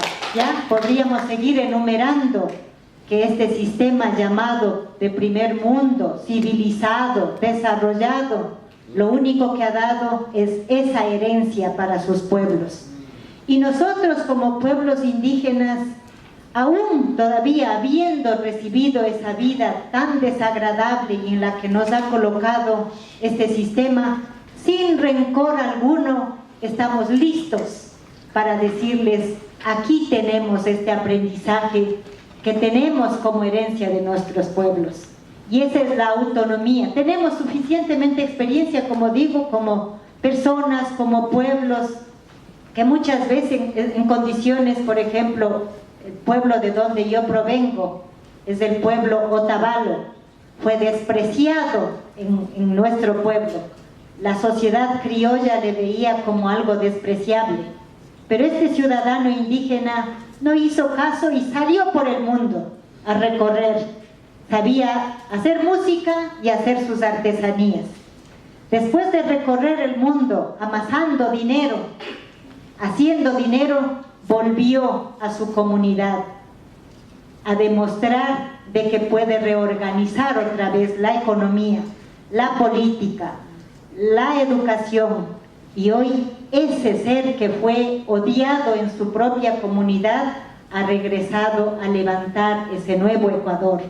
Y a partir de ahora tenemos, de estos tiempos, tenemos inclusive esa frase que dice el sueño ecuatoriano, porque muchos españoles de Europa en general o de aquí de Estados Unidos están buscando el destino en el Ecuador, buscando el sueño ecuatoriano.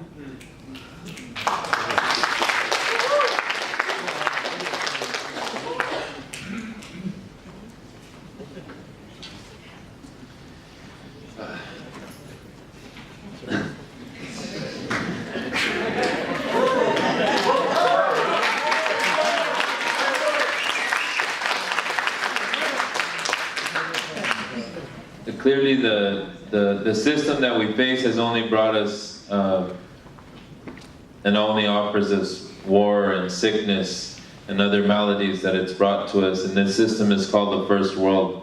It leaves us only this. But yet we as Indigenous peoples, without rancor, are ready to offer our heritage to share with the world.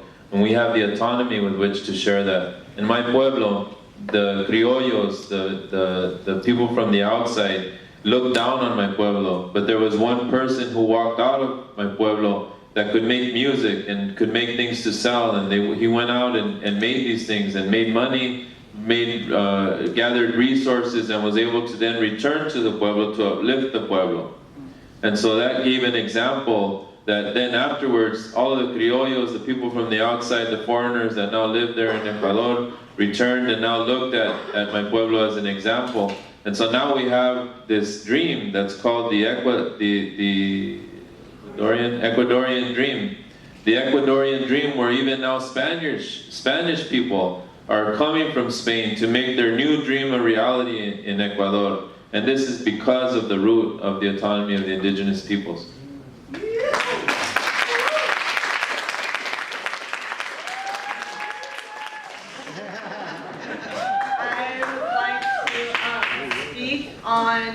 From my community, the Palestinian community. For us, autonomy means an end to the occupation. We are currently being called out.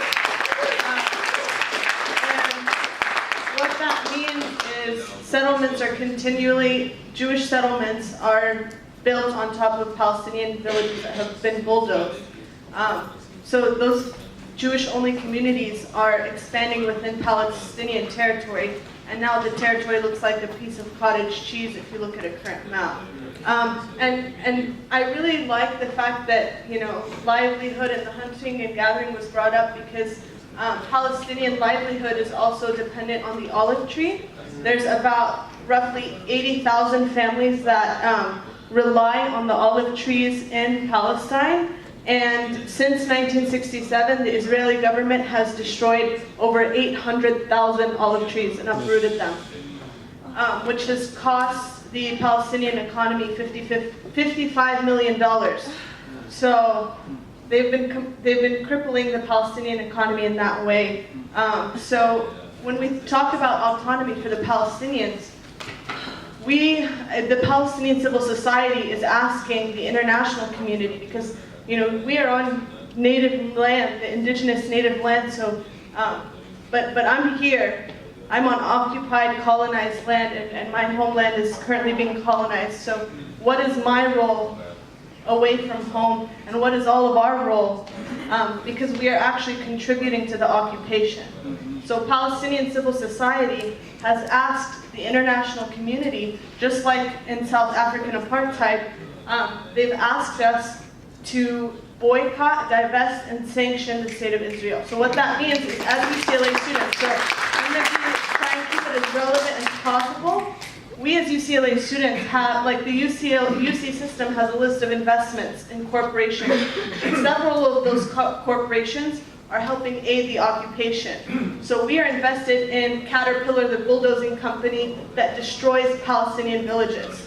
We are invested in HP, which is a company that provides the technology for illegal checkpoints in Palestinian territory. So we as UC students are invested in this. We have to divest first, and that's an obligation upon all of us as active investors in the occupation. Now quickly, I want to actually speak of a role model really quick I'd like to share with you, and I hope, you know, you can all find your own role models and parallel them as well. I want to talk, because in California we have a huge prison industrial complexes. And in Palestine we kind of have the same thing. So let me give you some background on the Palestinian prison system. As of September 2013, a human rights organization reported that there were over 5,000 Palestinian political prisoners in Israeli prisons and detention centers, including 12 women and 180 children, many of whom are under the age of 16. And many of these are actually administrative detainees, and what that means is that they're prisoners held without charge or trial for periods of up to 6 months, and whose detentions can be renewed indefinitely. Okay, so it sounds very familiar, right? There's an individual by the name of Khadir Adnan, who was from a village near Jenin, and he went on a 66-day hunger strike. And he really became the face of the movement for the Palestinian resistance. And he inspired a young woman named Hana Shalabi, who went on a 44-day hunger strike. And it kind of caused this chain reaction, and eventually Khadir Adnan was released April 18, 2012. And I just want to share this really quick because it's very relevant. He actually wrote a letter to California prisoners, and he stood in solidarity with the 30,000 prisoners in the hunger strike here. So the struggle's the same everywhere.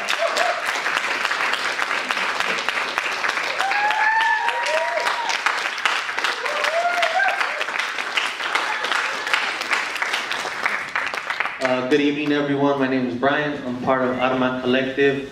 Before I get sharing a little bit about autonomy, I guess I just want to share my gratification to the Creator for another opportunity to see the day of light and to share the energy and the time with you all, especially the elders here sharing their wisdom, the compañeros and compañeras, and everything that they have to offer in this process of decolonization, but also in the dismantling of things like capitalism and really understanding the reevaluation of who we are as human beings, right? Finding the dignity in who we are in that process, and definitely understanding that we can't do that alone.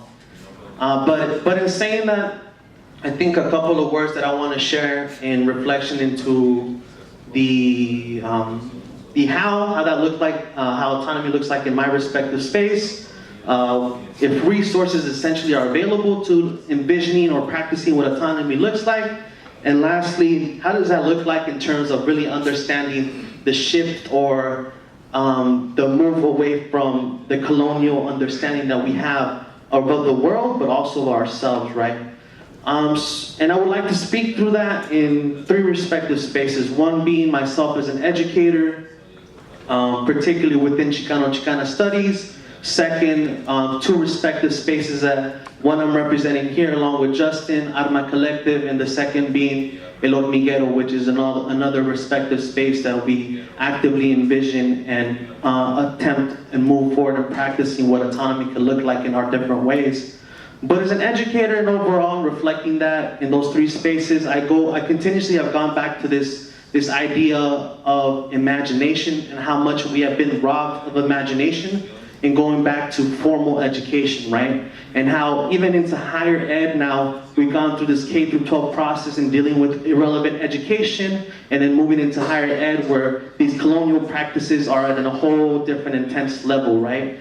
So it makes me think of how we've been robbed of the imagination and definitely seeing the classroom as an opportunity to reinvigorate and reimagine what autonomy could look like in that one space. So although physically we may not be able to hold space in an autonomous practice just as the Zapatistas do, for example, I think in forging the time, the energy, and the love that we're doing like this right now is an example as to how autonomy could be fractured in the realm of capitalism, for example, in the daily lives that we go about in this urban jungle as we understand it, right? So the classroom being one, for example, and also understanding the classroom not as a formal space, but the informal space, which takes me to really looking at the how, right? So Arma Collective and seeing the decolonial process coming about through informal educational opportunities, for example, like building a political analysis, right? Building a political analysis of capitalism and neoliberalism, but what that also means in terms of our reality, but intersecting our reality and standing in solidarity and walking together with indigenous communities and also the Zapatista movement, which is very much a part of the work that we do. So even within that, we forge and we create spaces. They may be for an hour, they may be for 2 hours, but they have a specific intention, right? They have a specific intention and really understanding how decolonization is very much integral and is central to understanding our role in humanity. And for me, I go even further in the how and looking at the other example that I provided, the collective home that I'm a part of here in Pacoma, California, called El Hormiguero. And seeing that as a tangible example, right? And taking the imagination and trying to gather these little things, these materials, the very few resources that we have as different people of color with different intersections, migrant, undocumented, queer, cisgendered male, all these different identities and trying to find the intersections and forging this imagination and making it reality. And we definitely draw from the Zapatista, not to say that they're role models, because no movement is perfect, right? Even them within their own movement, they have struggles, and we have struggles too. But the part of that is definitely looking at collectivity and autonomy as a transformative, organizing and community building process, right? And seeing if all of us come from different backgrounds and maybe don't even have a strong sense of connection with our indigeneity or are in the process of doing that, like many of us have, because a lot of us in our house, definitely, and in Arma Collective, come from a Chicano studies background, that ignited and caused a spark, right, to definitely see Indigenismo, our roots in indigenous communities, as central to our decolonial process in transformative organizing and collective living, and also what that looks like in building a political analysis and walking in solidarity with the Zapatista movement. But in terms of the shift of paradigm, I think it begins there. I think it begins with really understanding what imagination could look like for us again, right? Not only imagination in the textbooks that we read, but in the interpersonal relationships we build with ourselves, but also with other people.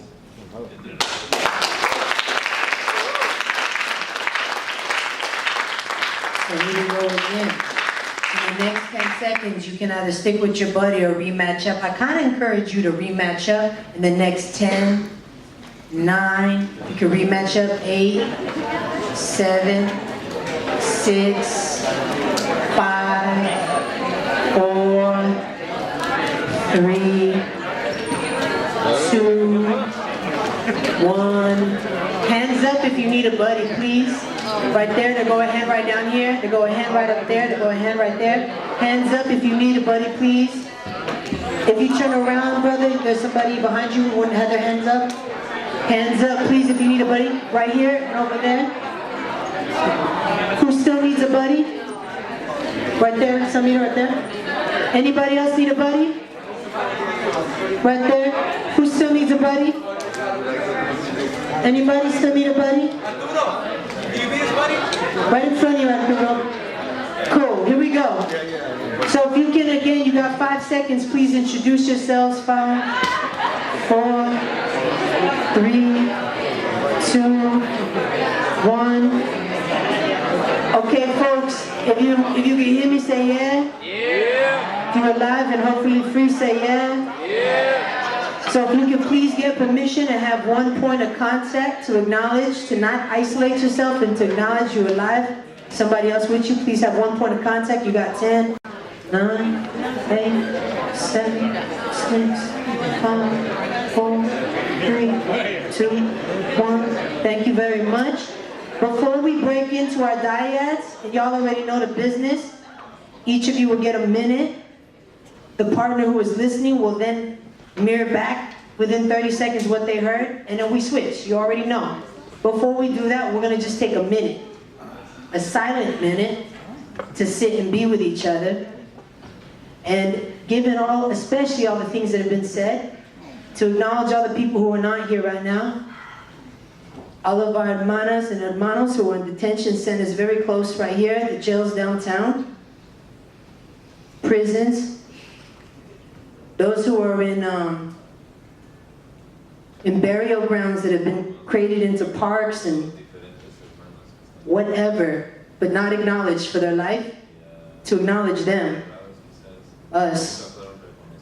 If we can honor 1 minute together, silently, please.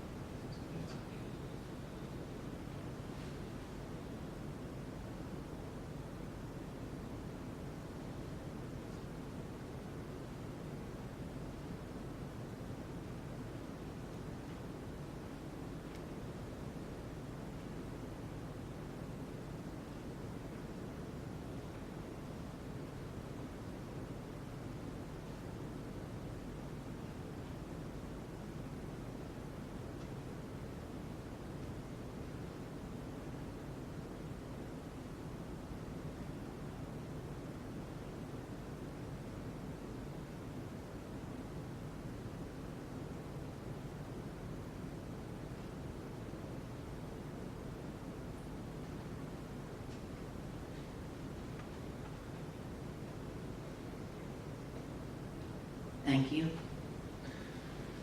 One of you is rock, one of you is star, one of you is rock, one of you is star. Rock hand in the air, rock hand in the air, rock hand in the air. Cool. Rock, you get a full minute. Star, your job is 2. Star, your job is 2. Rock, your minute begins now, please. Again, if you have questions, we can write them on cards. Facilitators have cards, and you can feel free to just raise your hand and we'll hand you a card, and we'll gather them. I want to acknowledge that it is now 8:51, and we were going to close at 9. So what the panelists have graciously agreed to do is to address our last topic of inter-tribal solidarity, and to do that as a closing statement, 2 minutes each. And then Vera has been generously looking through the questions and gathering them And those who can stay beyond the panel's 2 minutes each, addressing the last topic of intertribal solidarity, they will have the opportunity, if they want, to address a question that you've given us.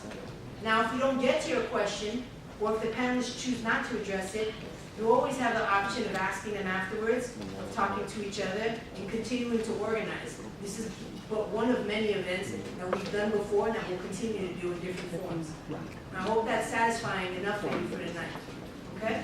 So, with that said,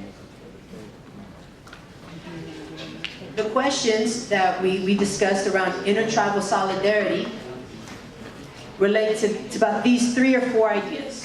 One, what is spirituality? What does spirituality have to do with our intertribal solidarity? Given that colonization, imperialism has infected us with patriarchy and sexism, what are we doing about patriarchy and sexism? How are we generating our connections and creating autonomy and our self-determination by undoing sexism and patriarchy? Another question was around tools, which we somewhat addressed before. What tools do we have to do this?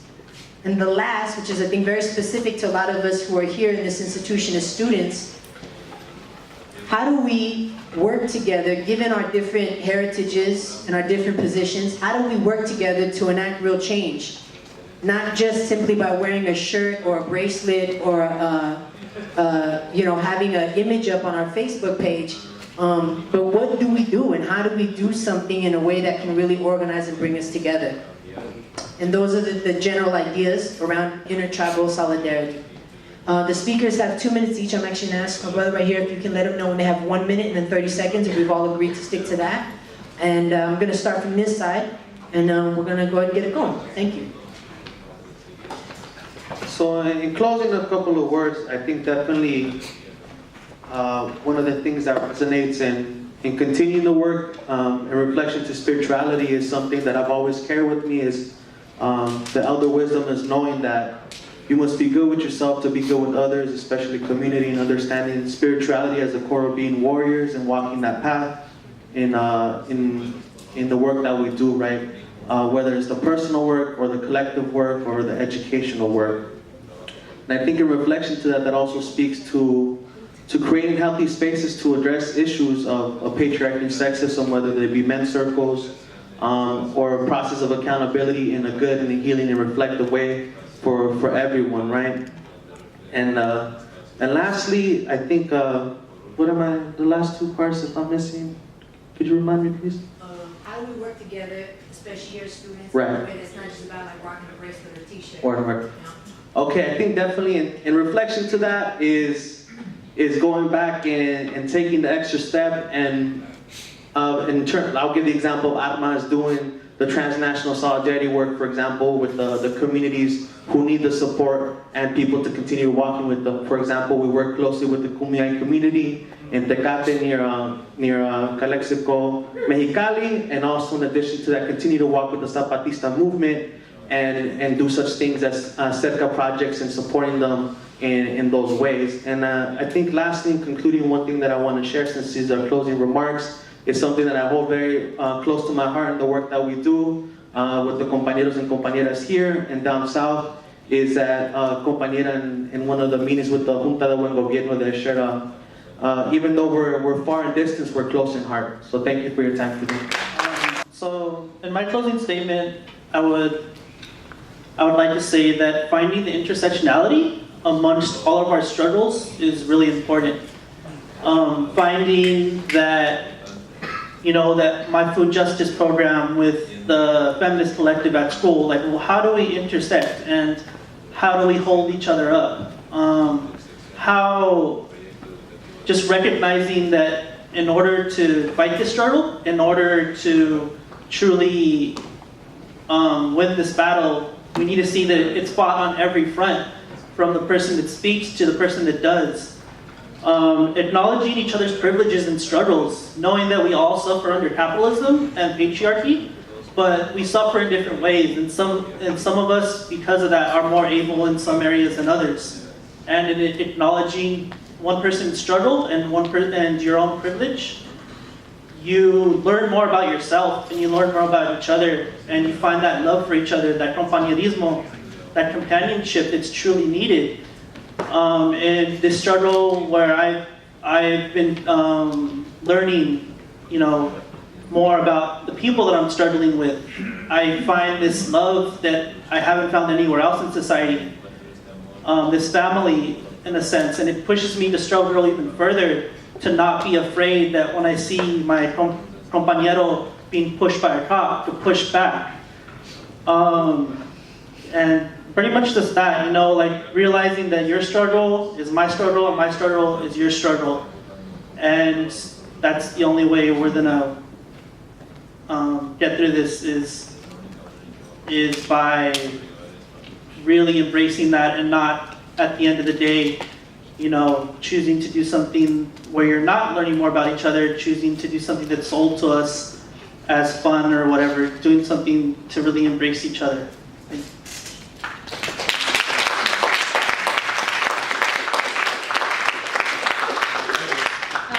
So I'm so glad that you spoke about intersectionality, because 1948, the same history repeated itself.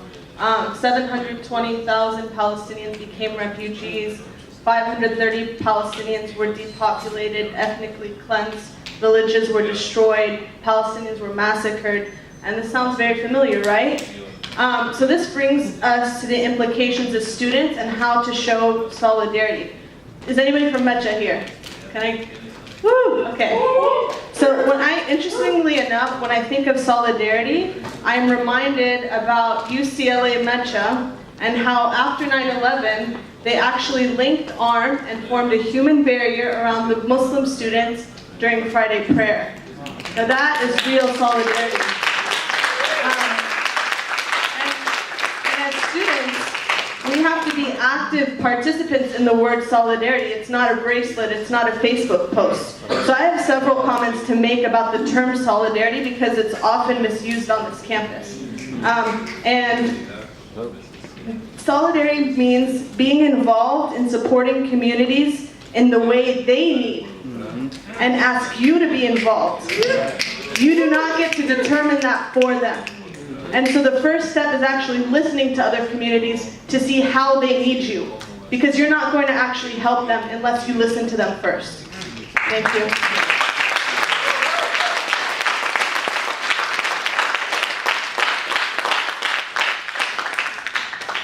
Les había dicho que el pueblo indígena tiene muchas estrategias para aportar. Una de ellas es el trabajo en minga, llamamos nosotros, ¿no? La minga es un trabajo colectivo. Es el reconocimiento de todos los rostros, de todas las naturalezas.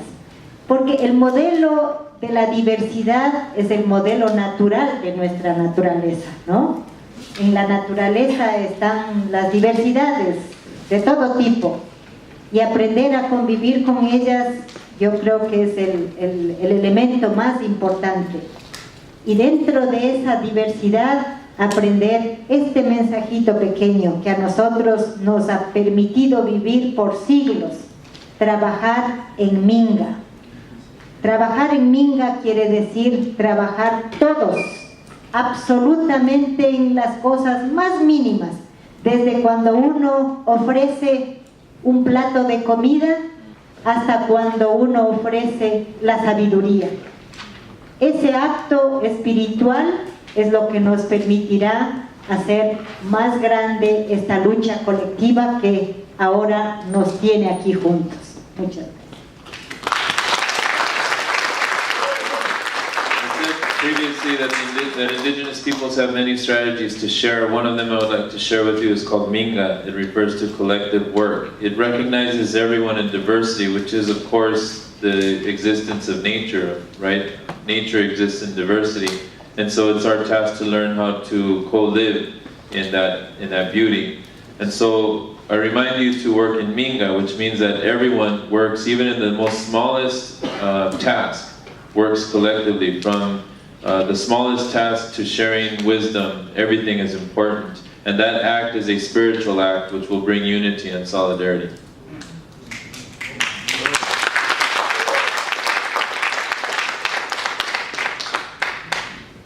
I don't know if I'm going to answer the question, but I'll speak to this. We have, after many decades,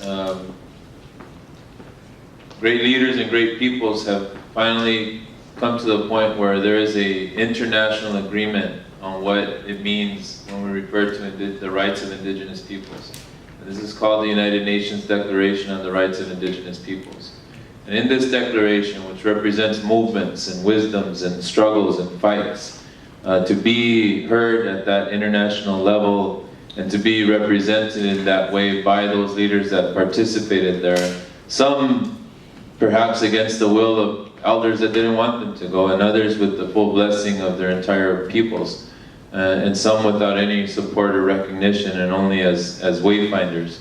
But there are 4 elements of that international declaration which I would say have everything to do with this question, and that is through self-determination, recognizing our rights to autonomy, to autochthonous education, to developing and protecting our maternal languages and our maternal culture, and to making sure that our children and that our youth have access to all levels of education as we define it, whether they're the existing types of education or new types of education that we are yet to create, or ancestral forms of education, but that they have access to it. So then I think working towards that and finding really concrete or natural ways for us to be able to advance that will help us developing the autonomous centers that we need to be able to imagine independently and creatively, and to be able to also organize independently and creatively. The solidarity that we seek is one that yields, I think, true change in our community. And so with that, thank you very much to Mecha especially for supporting tonight.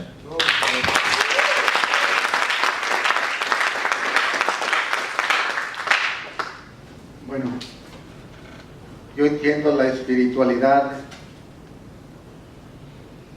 es la hermandad, el ignillo. Y la hermandad debe ser armonioso. La hermandad debe ser humilde. La hermandad debe ser también que nos ayudemos mutuamente. La hermandad, como decía la compañera, es compartir la comida. Algunos dicen, algunos hermanos ancianos dicen que donde come uno es comer 2, 3. Ser humilde ante nuestra familia, ante nuestros hijos, vivir armoniosamente con ellos, como sentimos el aire, como sentimos el agua, la energía del sol, la energía de la luna, armonioso. Entonces, mis hermanos, es un placer de venir a compartir un poquito de lo que piensan nuestros ancestros nativos de este continente. I understand spirituality as our concept of ignio. Ignio should be, which is brotherhood, sisterhood, which should be harmonious, it should be humble. And it means that we should help ourselves mutually, that we should share food. We say that where one eats, 2 or 3 can eat. They say that we should be humble with our children, with our families. And as we feel the wind, as we feel the sun, as we feel the moon, it should be harmonious, just like that. So with that, I say it's been a pleasure to share with you a little bit about what we believe as Indigenous peoples.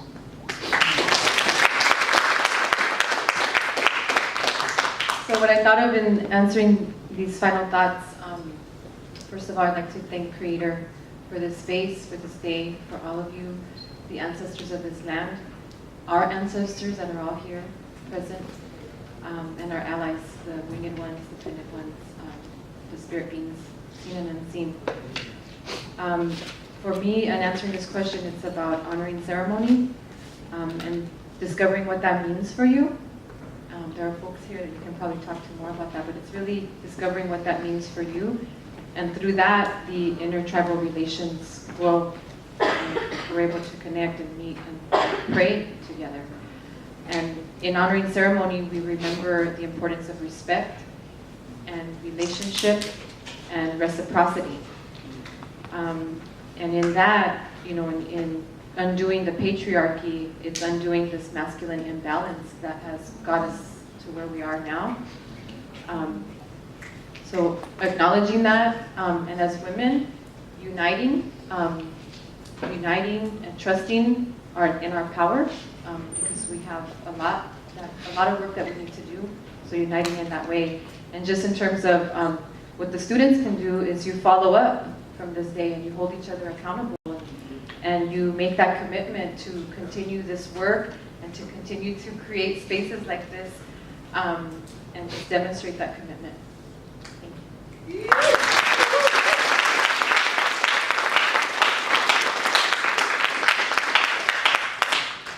I'm going to stand because I stand for us. Spirituality, you're dealing with the energetic level of being. And so align your energy with each other in a positive way. That's spirituality. Like the sun, the earth, the moon all align themselves with each other on energy levels. And that's what keeps the harmony in the world. That's spirituality. Now going on to the patriarchal society, you see now how we see things is the male and the female work together. So you have the ocean and the sky works together. She sends up her water, he forms the clouds, and he brings the rain. Then you have the sun and the moon, they work together. The sun shines its light on the moon. And because of that, it gives us more time. It slows the earth down and gives us more time.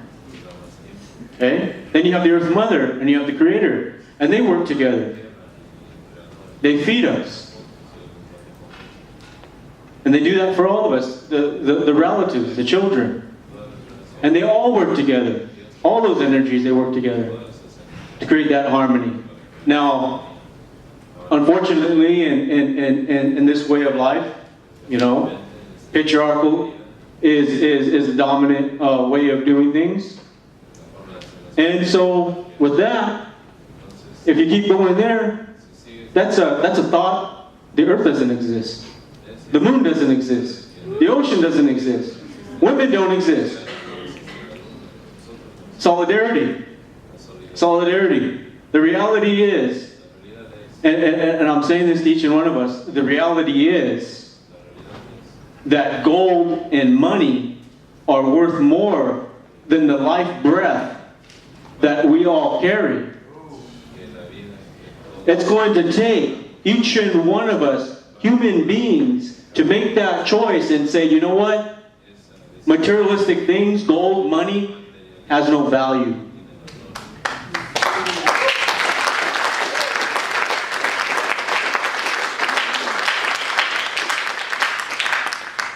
And that will bring us back together to where we started. Oh.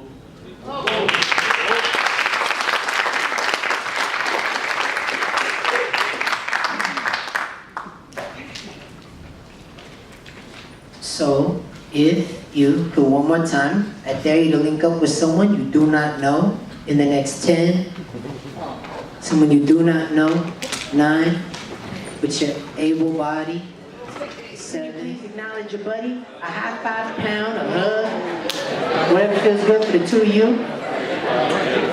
And in a second, In a second, we're going to bring it right back to the panel real quick. If you're with me, say yeah. If you're with us, say yeah. If you're right here right now, say yeah. So the deal is, we really appreciate that you stayed 19 minutes over the time that we had put out there, and we want to invite folks who gotta go, feel free to dip. If you gotta go, feel free to dip. Otherwise, check it out. We were able to take your questions and put them down into 3. And the panelists have been discussing with each other how they want to attack those 3, how do they want to address them. Our goal was to wrap up about 9:30, which is in the next 10 minutes. Again, if you gotta go, we feel you. Feel free to dip. If you can hang, we're gonna address the questions. Okay? Sound good? Okay? So, panelists are getting it ready. Panelists, do I have your permission to keep going? Y'all ready to go? Yeah? Okay. So, they're wrapping up. And we're gonna project the questions so everyone can see.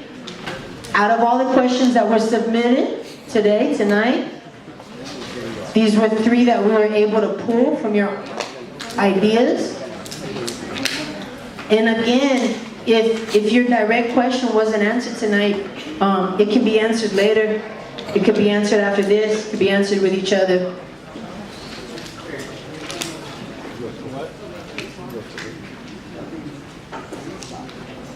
And so I'm going to go ahead and read them. The first one is, what is the role of allies? How can allies respectfully navigate Native spaces?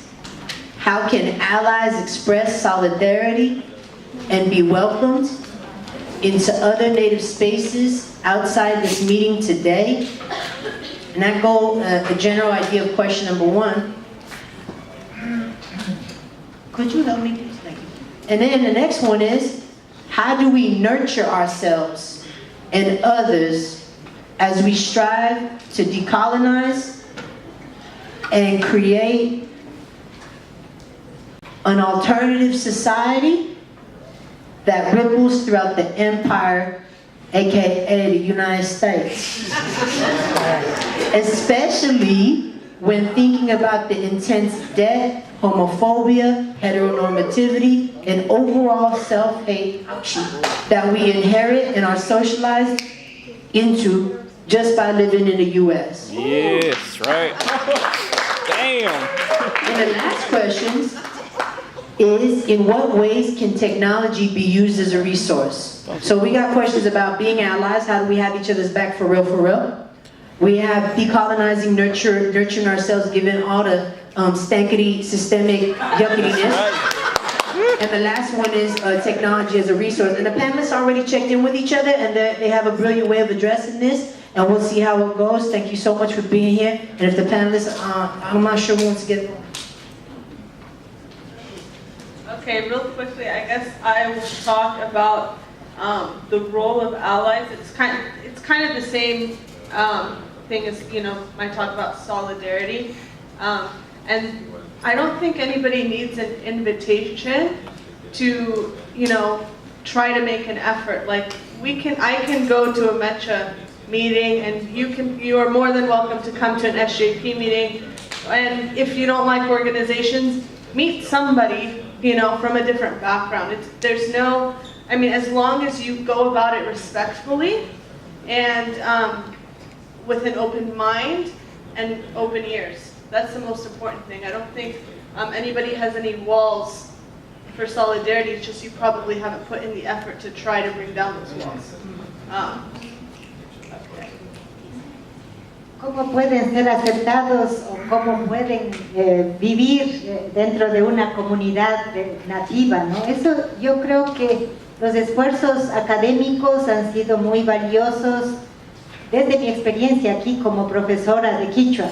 Yo veo muchos estudiantes aprenden aquí esa lengua, viven en estos espacios académicos, se preparan para entrar en ese espacio comunitario, porque han aprendido, herramientas culturales, herramientas de su cosmovisión, de ese respeto, de esa espiritualidad, de modo que se preparan para poder hacer esa entrada a esas comunidades.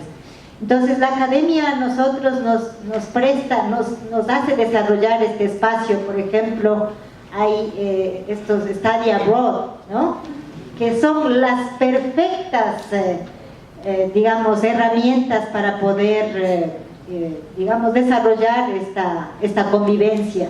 Y además hay que utilizar también esos apoyos que este gobierno, este país da, o esta universidad, por ejemplo, ¿no? Ahora mismo estamos haciendo una gran promoción de que hay dinero para la gente que estudia estos idiomas extraños, ¿no? Ya, después de pasar un año aquí pueden recibir hasta dinero, ¿no? Entonces eso es bien interesante, cómo hacer esa red colectiva de apoyo, otra vez volviendo a la minga, un trabajo colectivo para poder hacer esta comunidad grande.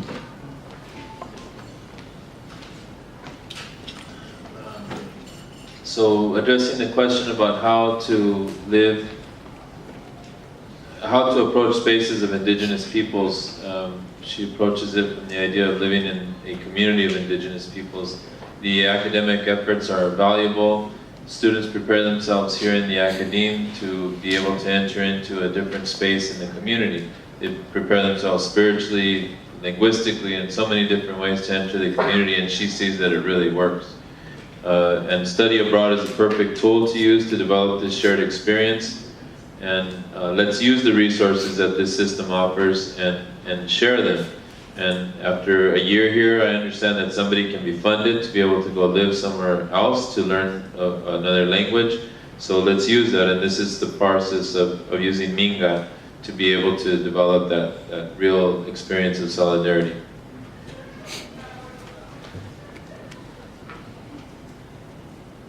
The role of allies, if you want to go on to native spaces, and make those connections, like we're doing today, you come in a good way, like we did today.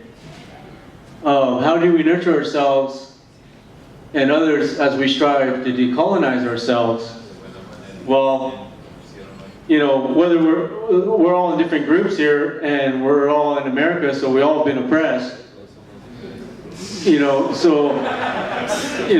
all been oppressed, so we're all carrying that with us, that historical trauma. But how do we deal with that? We understand it. We understand it. We have clarity from it. We know where it comes from. Now, it's a choice whether you're going to be walking around a victim and reliving that over and over again, or you're going to decide for yourself if you're going to be a survivor and walk around as a survivor.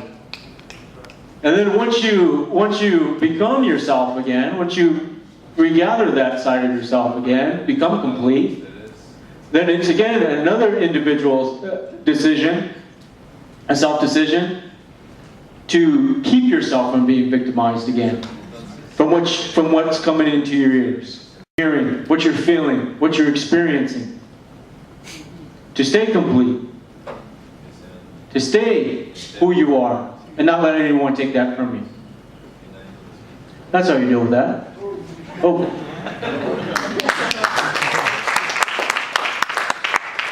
Real quick, in the how do we nurture ourselves, that was, it's taken me a long time. When I was 35 years old, I finally had that shift in just really honoring what my heart had been telling me for so long. So it's just a matter of that process of really listening, because you already have the answers. You listen to your heart. Your heart tells you exactly what you need to do. But our problem is we let all this other stuff get in the way and bury it. So don't bury it. Listen to your heart.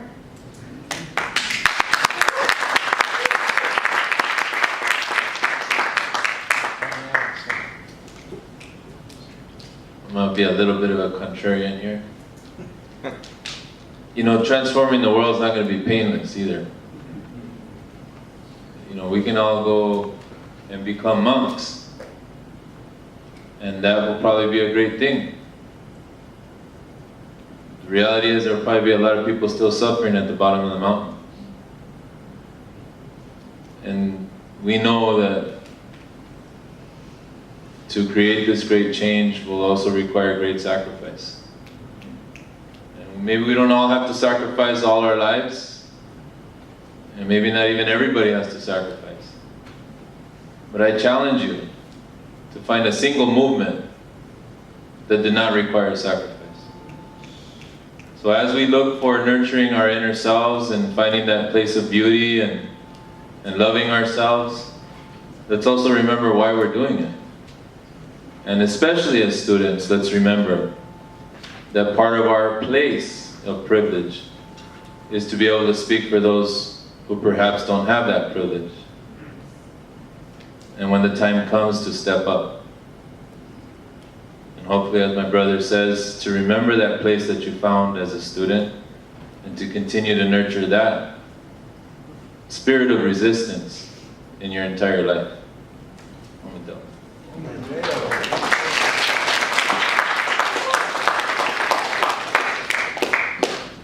So speaking on allies, on being an ally and accepting allies into your circles, I'm going to speak on my own, or for myself. Most of the time I find myself being an ally, you know, other than being a person of color. I have hella privilege being documented, being a cis male, being, you know, a bunch of other things. And I think the biggest thing is walking into every scenario as a student, someone who listens. Even when you're being checked and you're being called out, don't pay attention to the tone of someone. Pay attention, listen to them, listen to what they're telling you. Because if we get caught up in, you know, the tone, that means we're not acknowledging that person's struggles, and we're not acknowledging how they're marginalized and how that tone may not be how they want to come off, but it's the only way they know how to come off.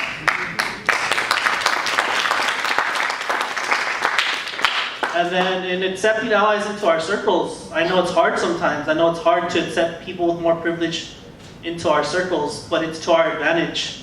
And I personally don't have any recommendations on how to do that, but I know it's an important process.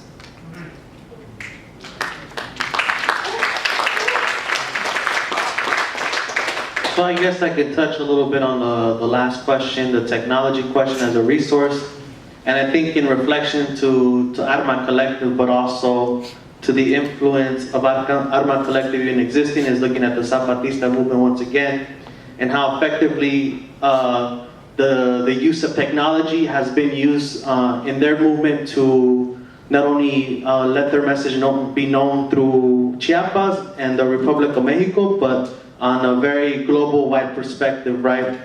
And it's because of that that they've had many global convergences into Chiapas from '94 into present day, as we see one of the most recent ones is the Escuelita, or the school as they see it, and a convergence of people who continue to walk with them in solidarity, but in struggle and in sharing the dialogue of resistance from the local to the global perspective. So technology definitely has a vital role in movement building and organizing. It's just a matter of how we use it, and I think the Zapatistas definitely provide an example to that. Whether they're blogs,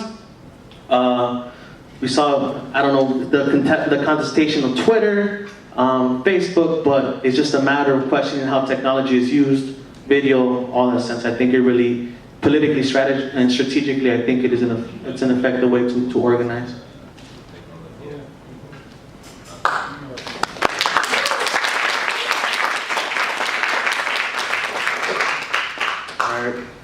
All right, relatives, we did it. I just want to make an acknowledgement. Again, I can't stress this enough. This is a stepping stone. There's a lot of ground we need to recover. There's a lot. We need to get to a point where, on a regular basis, this forum is being replicated over and over. But actually, what I personally want to see are days of action where we're implementing more of our languages here. We're implementing more of our scholars from our communities of which we're learning from. You know, we're implementing days of action, the real diversification of this campus, not just throwing out an idea, and also the inner solidarity within students, not just at UCLA, but all public schools. Again, it is a stepping stone, and so I'm really, really honored and grateful for all the work that went into it. Again, I want to acknowledge todos mis compañeros, mis compañeras. If I can have all the organizers come to the floor as we close this night, I would really appreciate that. You know who you are. Please step forward. Again, there's a lot of heavy things that we need to actualize. There's a lot of things that weren't brought up in these dialogues, like at least not extensively, like the attack on food sovereignty. Where are our gardens on campus? Why do we have to pay to drink water? We're paying for plastic that pollutes the water, to hold the water. And so things like that, why do we have, I'm not even gonna go into it, but basically we have a lot to actualize, and I can guarantee you this night is not gonna be the last night of what's going on right now, what was created collectively by all of us. So again, please give a hand, a hoe, or a snap of the fingers for our brother.